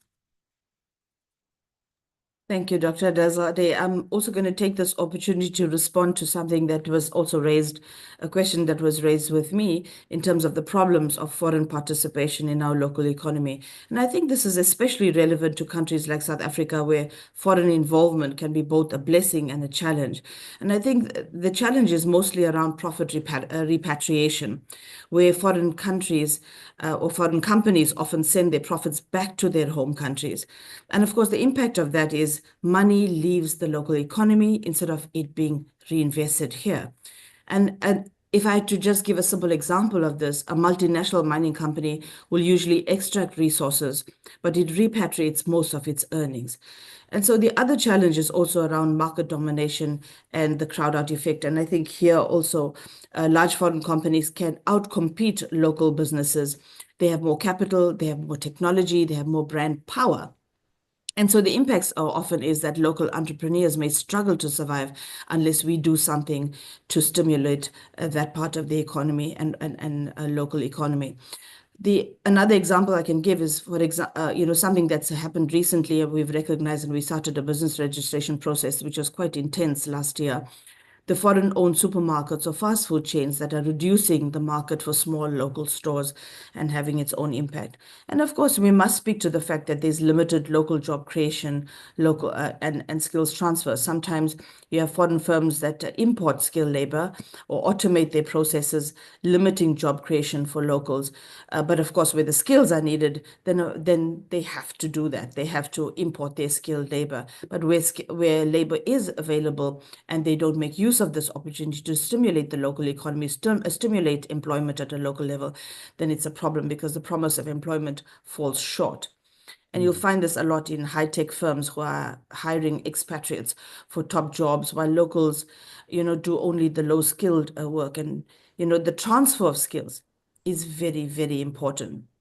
And of course, sometimes we also have unequal bargaining power, where governments sometimes may offer overly generous incentives, to attract foreign investors, but then the local taxpayers bear the cost while the benefits are limited. So you'll see this mostly in special economic zones where companies get perks, but they pay very little tax. And of course, then, the cultural and consumer shifts where the foreign brands influence consumer habits and cultural values, often at the expense of local identity, where local industries like traditional crafts, foods, etc., might decline. And so you'll find youth preferring global fashion or global fast food over the local alternatives. So, FDI is very critical. Foreign direct investment is very important. It stimulates our economy. It brings much needed skills. It creates jobs. It creates, employment. But at the same time, it should not take away from the fact that we need to transfer skills, that we need to create job opportunities for those in terms of what skills are available at our local levels. And so we're not saying that that it's a problem to have foreign investment, but we're saying that where it impacts the ability for us to create or stimulate jobs and transfer skills, then it's definitely a problem. Dr. Nleya, further questions? Yes, Commissioner, I've got 3 questions that I'm going to read now. The first one is, what makes the Western Cape developmental model different, and how can such best practice be replicated in other provinces? That comes from Mataya Paiseka. The second question comes from Risejo Pitonyane. Good afternoon, and thank you for the presentation, Dr. Ashka. My question is, does your analysis of ANC policies consider the various schools of thought that the parties seem to follow, be it developmental or Keynesian economics? I stand corrected, and to what extent has that influenced the attainment of their set of goals in comparison with OECD countries and the other G20 countries? Thank you. That's the second question. The third question comes from Marumo Mosenohi. He says to the presenter and discussants, what is your view on the quality of expenditure at provincial and local municipal level? Implications of municipal human capital on underdevelopment. Can we consider reforming government structure to only 2 years? Can we consider reforming government structure to only 2 layers compared to 3 that we have now? What is your view on provincial investment on research and innovation? That's Dr. Marumo Mosonehe. Then that's the last question. Thanks, Dr. Nleya. Maybe what I'll do is I'll ask Mr. Moloi to step in on the last question, because, while Dr. Adalzadeh prepares for the other questions, looking at whether we're going to change the constitution to as 2 spheres of government, and of course, what is the level of impact of expenditure at local government level. Mr. Moloi, could you share your thoughts with us?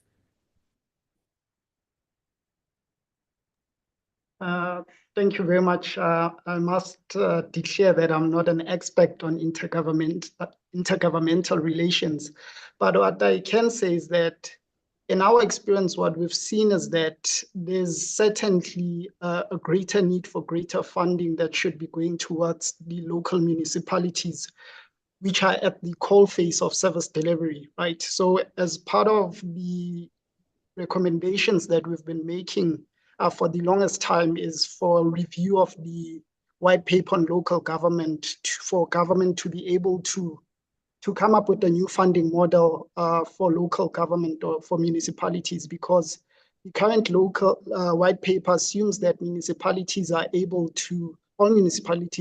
to create sufficient revenue to be able to meet their obligations in this regard. So we have argued that there's certainly a need to change the funding from a local government point of view to ensure that municipalities, especially those in rural municipalities, are able to get sufficient funding, because I think the model currently favors, for example, municipalities that are based in urban and metros, where they are able to generate significant revenue from things such as property rates and taxes, etc., while you've got more rural municipalities that are not able to generate that revenue. And as a result, you see the impact in terms of poor service delivery, a lack of capacity to implement even projects and conditional grants that are allocated from the national treasury to local government to be able to deliver services.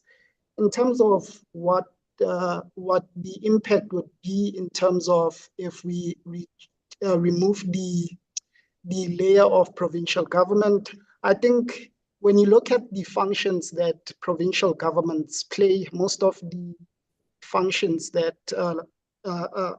provincial governments plays around the delivery of healthcare, of education, of transport. So much of the functions, they are concurrent functions where you've got the provincial sort of national setting policy priorities. Then you've got the implementation of the policy at the provincial level.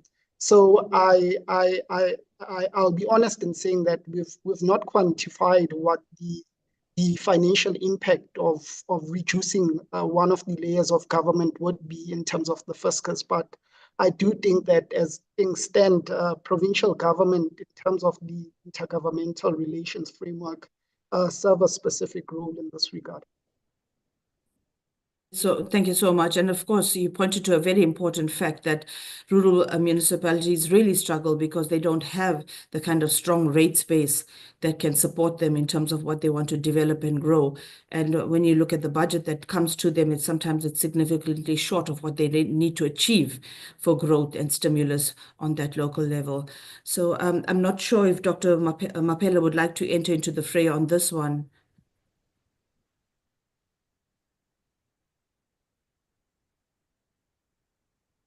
Dr. Mapela, are you still with us on the platform? Dr. Mapela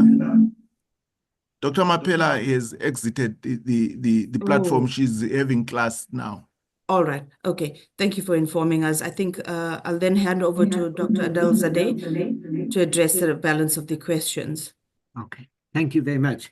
The first question was about the Western Cape, what makes Western Cape different. I'm not very familiar with, to answer that, let me put it this way. I'm a lot more familiar with the Gauteng, and in many indicators, you find that Gauteng and in terms of development indicators, Gauteng and Western Cape are the two, attain the highest in terms of those, whether it's on poverty, whether it is on multidimensional poverty, we measure those and other measures. But in terms of what makes it different, in terms of, for example, Gauteng and Limpopo or Eastern Cape and others, I think one thing that I have observed and participated in is the 5-year plan, the growth and development plans, that the process that the province is gone through, and the quality of that deliberation. I've seen many growth and development strategy documents, and I think it is that deliberation, that quantification of those and policy measures, and then following the monitoring and evaluation process, has been very helpful. And I think in terms of Gauteng also, thinking outside the box and trying to I was very much involved in. I was involved in the Growing Gauteng Together GGT 2030, and became more familiar with what was being done. And I think that is different from some of the other processes that I have been involved, or I have read the documents. So it is. It's part of it is that aspects of the development plan that guides interventions, that defines the interventions, that defines what criteria, what indicators need to be monitored, evaluated, and what are the goals of those or targets. All happen in that initial process, and I think there are major strengths and weaknesses between the differences between provinces in that regard, and that goes from leadership to the skills available within the province to do a strong job in this in the planning part, and then the execution, obviously. In terms of the question regarding the how does this schools of thoughts and different viewpoints affects the goals, experience, and that I can refer to two areas that are, one is this debate that is going on the basic income grant, and the other one that was also involved in national minimum wage, which was different approach was being done. When the national minimum wage was being debated, there were two opposite views on that, where the mainstream thinking that was also represented by number of academics and also by Treasury and government was arguing basically that was against national minimum wage, and that argued that the national minimum wage, basically using mainstream logic, it will lead to higher unemployment, low employment, it reduces employment and have negative effects on the economy. On the other hand, on the heterodox viewpoint, the national minimum wage was being looked at as that the large number of the workers in South Africa that are receiving poverty wage, that are not compensated sufficiently, and that their income going up, that they will increase demand in the economy, they will spend it on clothing, on food, on transportations, on entertainment, on a whole range of things, and that will stimulate the local economies, that stimulate sectors of the economy, stimulates the small industries and so on. And that coming from that angle, we use the economic model of the macroeconomic model of South Africa to do the detail, and because we had a sectoral representation of this, so we could do the sectoral minimum wage and assessment, and we did scenarios on showing that actually national minimum wage helped the economy, and it has diverse effects on different sectors of the economy, but overall it has positive effects on the key economic indicators.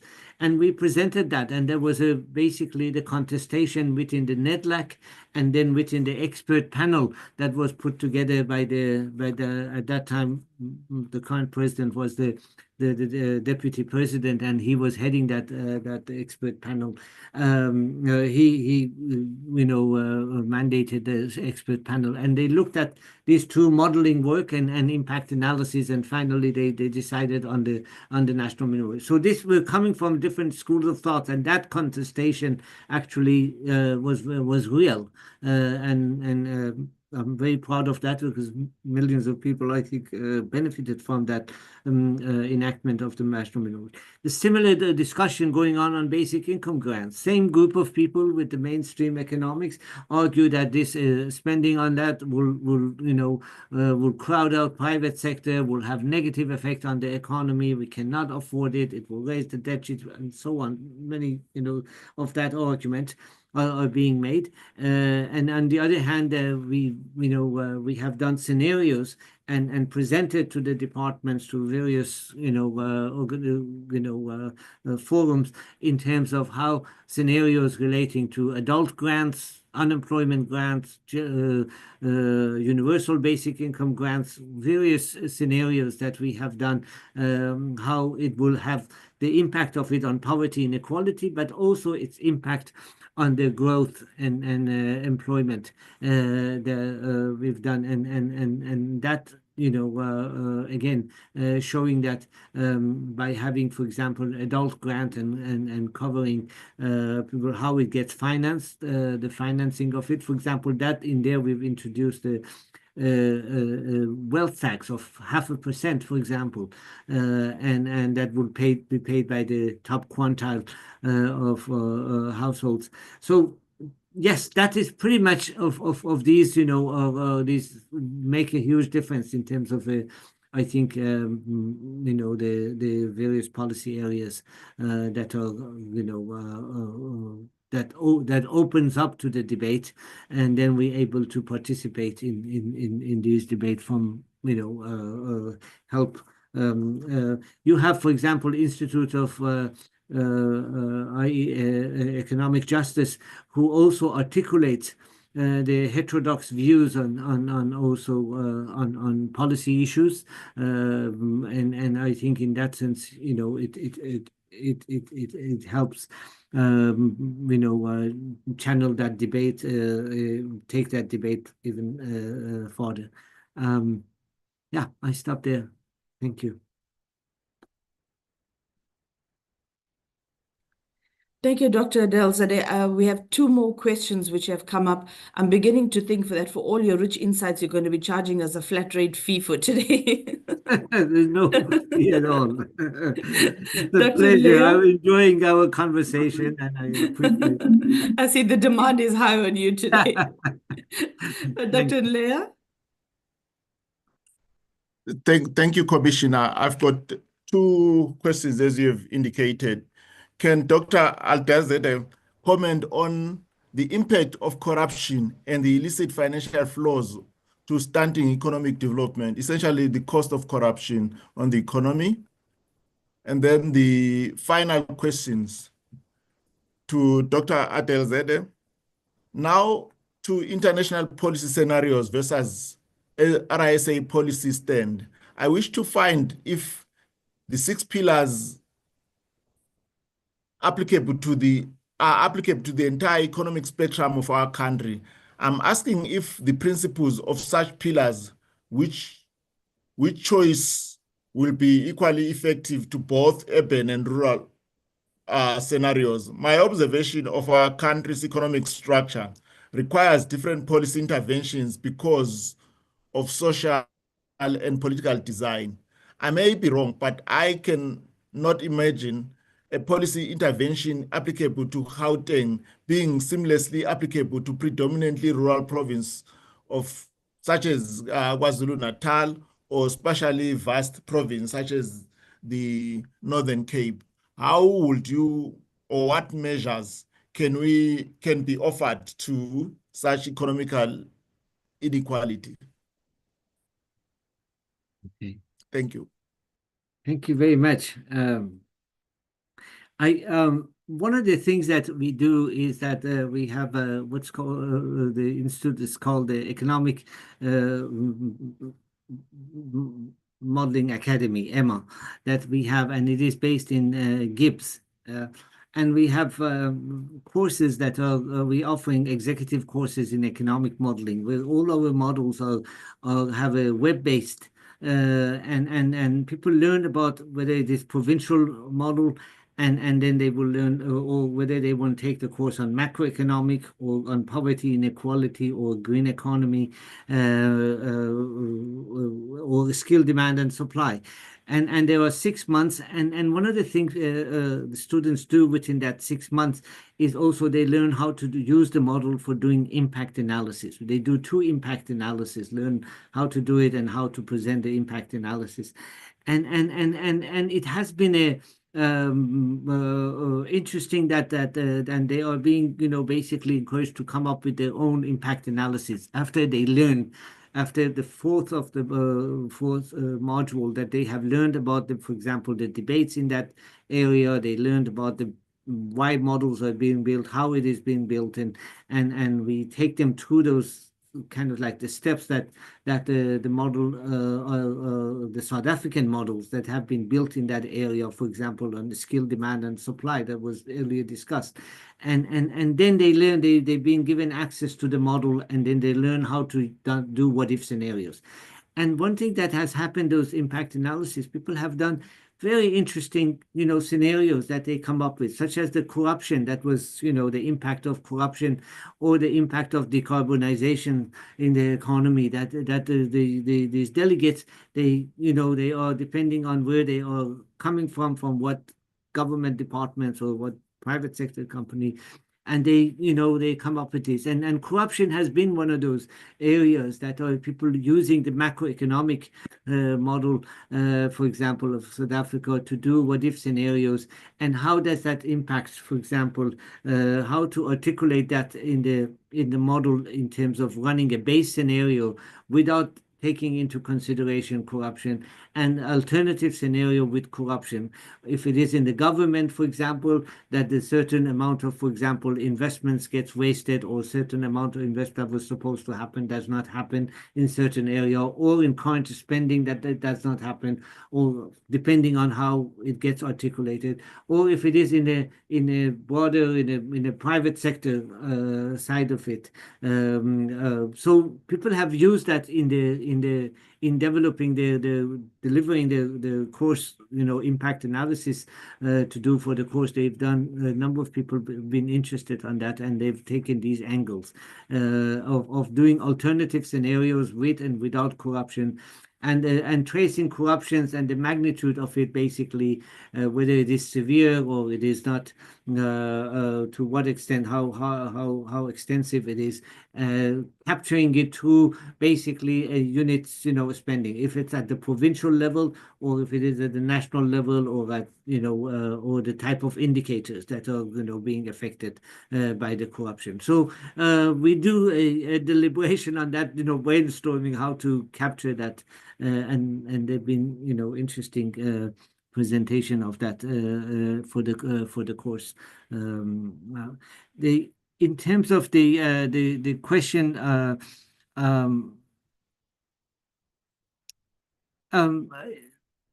applicability of 6 pillars or Gauteng. The Gauteng example was, I was talking about the area that not so much about comparing the what was done in Gauteng is applicable, but it is that the rigor that was used to do the development plan and processes, I think is worth looking at. I think there are some provinces or local economic development processes that have a stronger process, a stronger capability, or more skills in it to do their plan and their implementation and monitoring evaluation, and that it's not copying, but to learn how to do the planning part,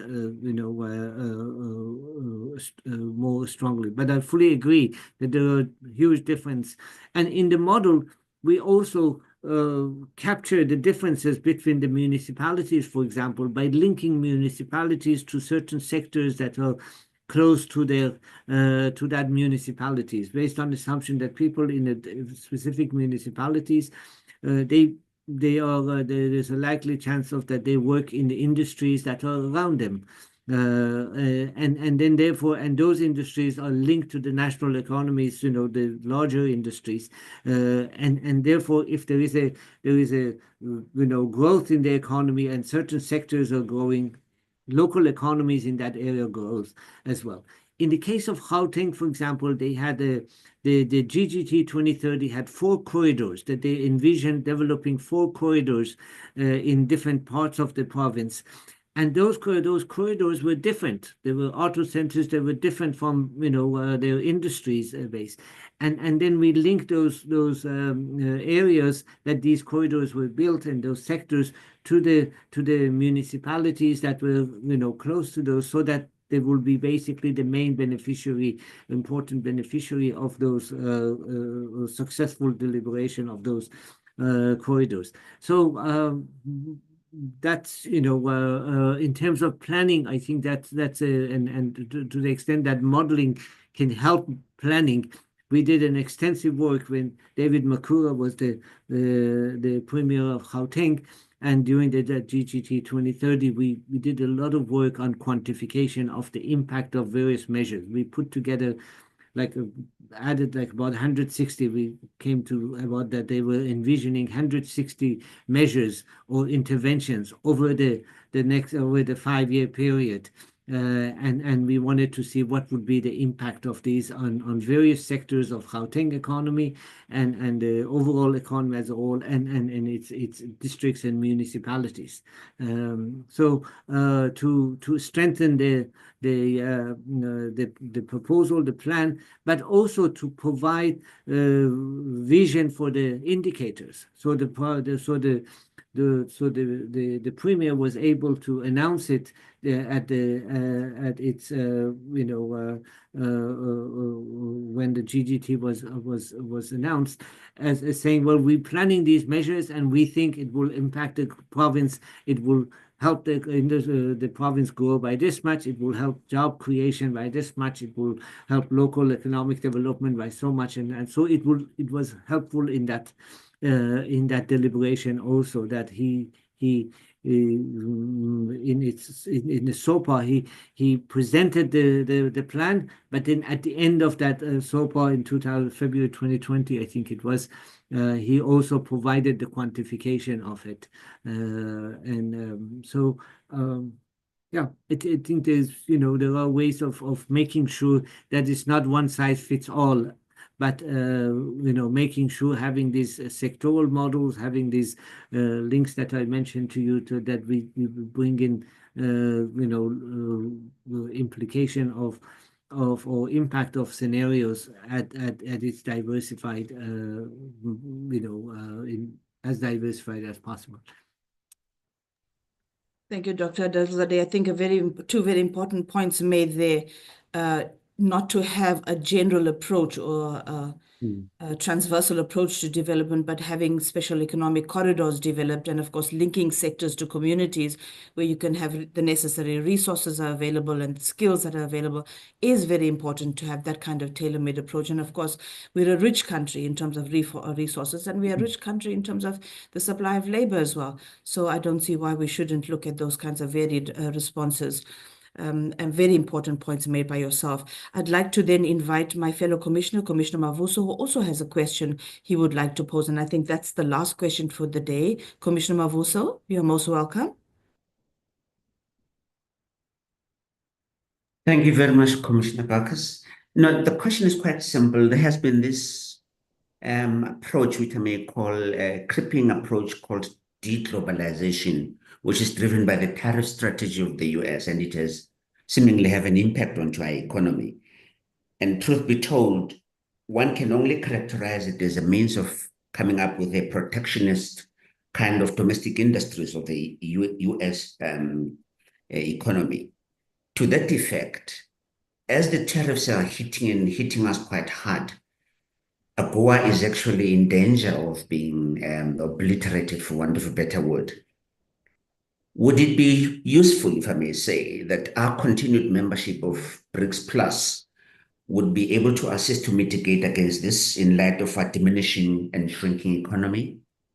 And if not, what is it that we may have to do under these circumstances?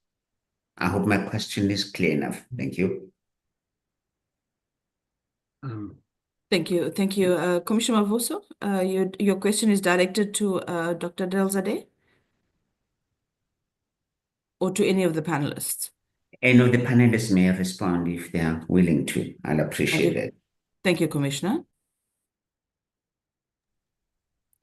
I can try it, and then Seppo can maybe can come in.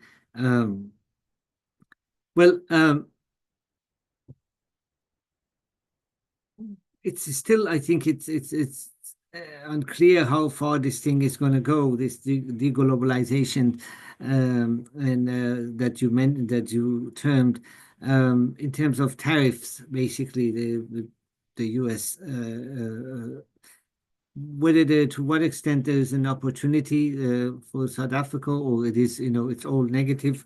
It's obviously from the modeling side, and we have been thinking about these things, and obviously there are direct effects.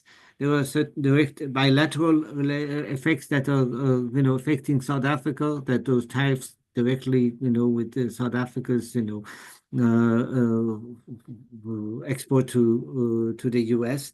But at the same time, there are indirect effects that these increase in tariffs at the global level and its impact on the US economy itself, where it is actually today the IMF predicted that the US economy's reduced growth of I think from about 2.7 or so to about 1.7, something like that. They would reduce the projection to the extent that US is going to be contracting, and at the same time, with the rising tariffs, it will have a contractionary effect on the rest of the world, and that will have another round of impact on South Africa in terms of export of demand for South African export, where it will also being affected at the outside US by other countries by being affected by where the effects. It's too early to say, but it seems like both the WTO and also the IMF World Bank today, they all are projecting that there will be a less growth of the trade, and then also the downgrading, the basically lowering their expectation of the global growth, and those have implication for South Africa, obviously. It's a I think BRICS is definitely a room for South Africa. It has been. South Africa is a major player in there, and I think it does pivoting to the east is a possibility there. It has basically trying to manage that all along. And I think today, I think the Kenyan president has gone there to China to evaluate that. And I think it makes all sense to evaluate one's option. What the US has done for those of us who are familiar with WTO, World Trade Organization, and trade negotiations in the past, on that establishment, how formal and how rigid that process was. It was unthinkable that this would happen, that so easily, it gets being sidelined and completely, so there's a lesson to learn in this. And I think, in my view, is that for a long time, policies are being looked at as if like they are written, they cannot be changed. There will be huge punishment. The sky will come down if we do this and we do that. And at least one thing is clear, is that these things the globalization is seriously under consideration. It has left a lot of people behind.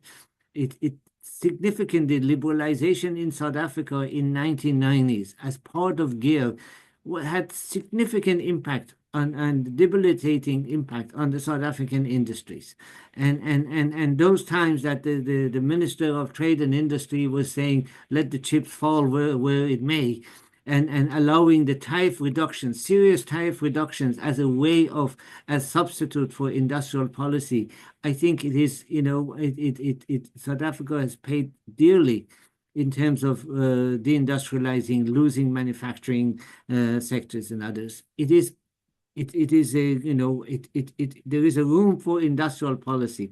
The same way that during Biden in the US, they developed an industrial policy. They started protecting certain industries. They started subsidizing, helping industries to be established. For example, chip industries and chips industries and a number of other industries, auto industries and others that they wanted to put. So there's a new era that actually some of these, especially on industry policies, are open to for South Africa can take advantage of, and we look at its development and its some of these policies and declare its position on these. But I think BRICS is a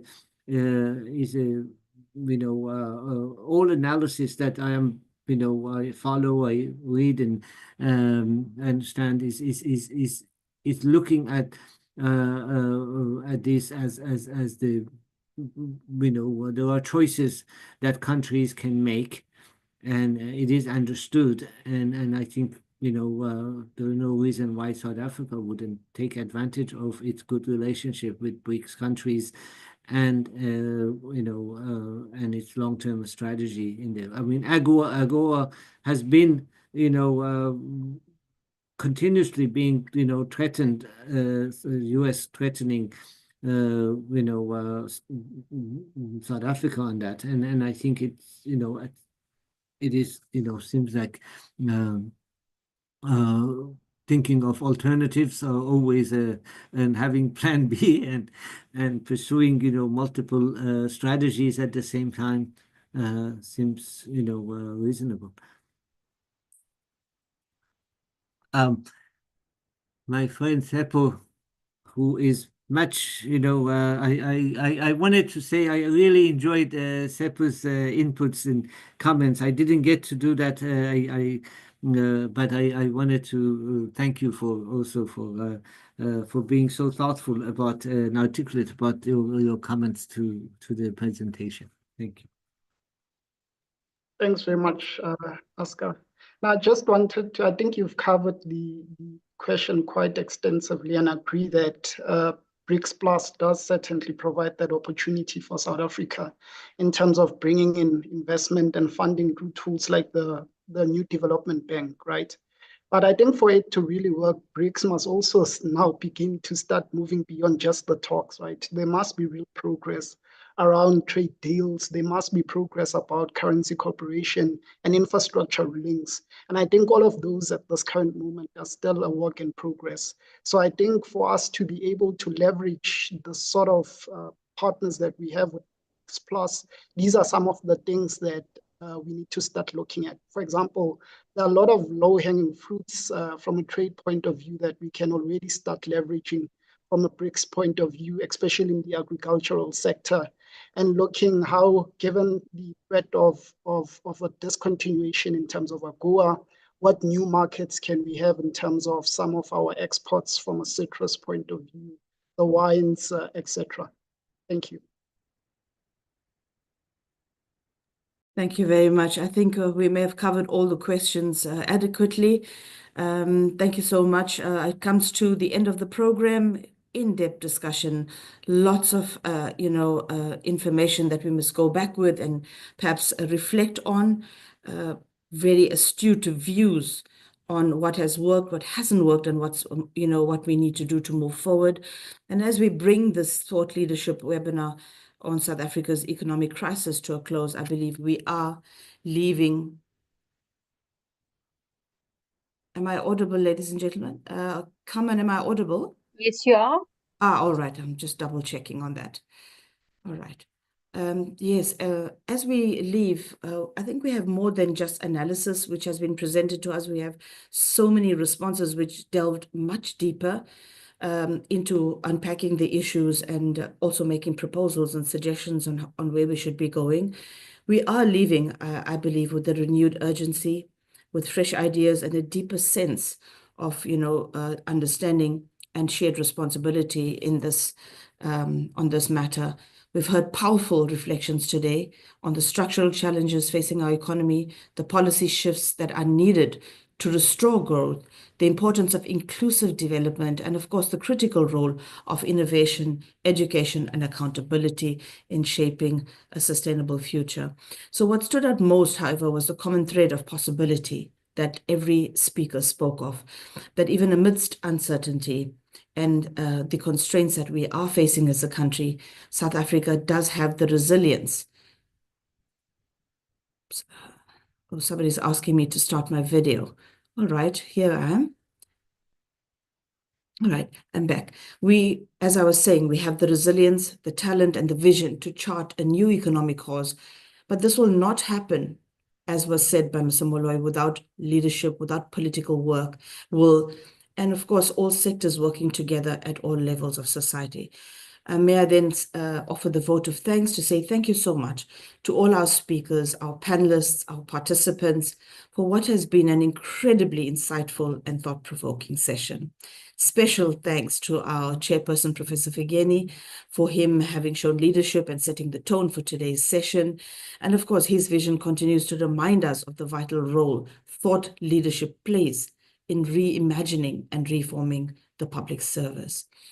To our keynote speaker, Dr. Asghar Adelzadeh, thank you so much for an enlightening and deeply engaging lecture. I think we got more than we bargained for with all your responses, and you were definitely not limited. You really delved deep into giving really insightful responses and rich context to to add to your presentation. And our major takeaways are that since GEAR Two central aims of the government's fiscal policy have been to avoid permanent increases in the overall tax burden and to use medium-term deficit targets to minimize government dissaving, that is, to keep budget deficit as low as possible, and which has limited the government's ability to raise taxes and to borrow as part of the financing the expected post-apartheid socioeconomic transformations.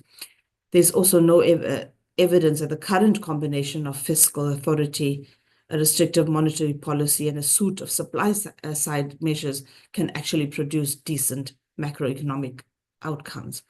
The government has reached an important crossroad. It either continues with the mainstream economic views and policies of the post-1996 path, which have not delivered growth, or learns from other countries that have used heterodox economic views and policies over the past 50 years to influence the working of market economies and have achieved much better outcomes. But, you know, the much spoken about six-pillar policy reform framework, which you shared with us, caught our attention, and I hope it will be debated further and refined into some kind of policy agenda for the country. It certainly looks like the kind of fit we need going forward. To our esteemed respondents, Mr. Tshepo Moloi from the Parliamentary Budget Office and Dr. Bulelwa Maphela from the University of Johannesburg, thank you so much for your insightful engagements. Your reflections helped ground today's dialogue in both institutional reality and academic depth, and enriched the conversation significantly. To our participants, policy makers, academics, economists, media representatives, and public servants, thank you so much for lending your time, your insights, your questions, your clarities that you sought. The richness of this dialogue obviously depends on your active engagement, and we're grateful for the contributions made during the Q&A and discussion session. Most importantly, I say our gratitude goes to the technical team from the PSC and the National School of Government, all the dedicated officials who actually helped us realize today's session and where it ran so smoothly. We really appreciate all the work you did, the research, the bringing together of the experts, and of course, the realization of today's Thought Leadership webinar. But I'd say, let this webinar not be the end of the conversation. Let it be the beginning of ongoing collaboration. Let us continue to push boundaries, to ask difficult questions, and to build bridges between thought and action. On behalf of the entire organizing team, let us thank you once again for your participation, your engagement, and your commitment to driving positive change. We look forward to future dialogues and to working together towards a stronger, more inclusive South African economy. Stay safe, stay informed, and keep leading with purpose wherever you are. Thank you and goodbye.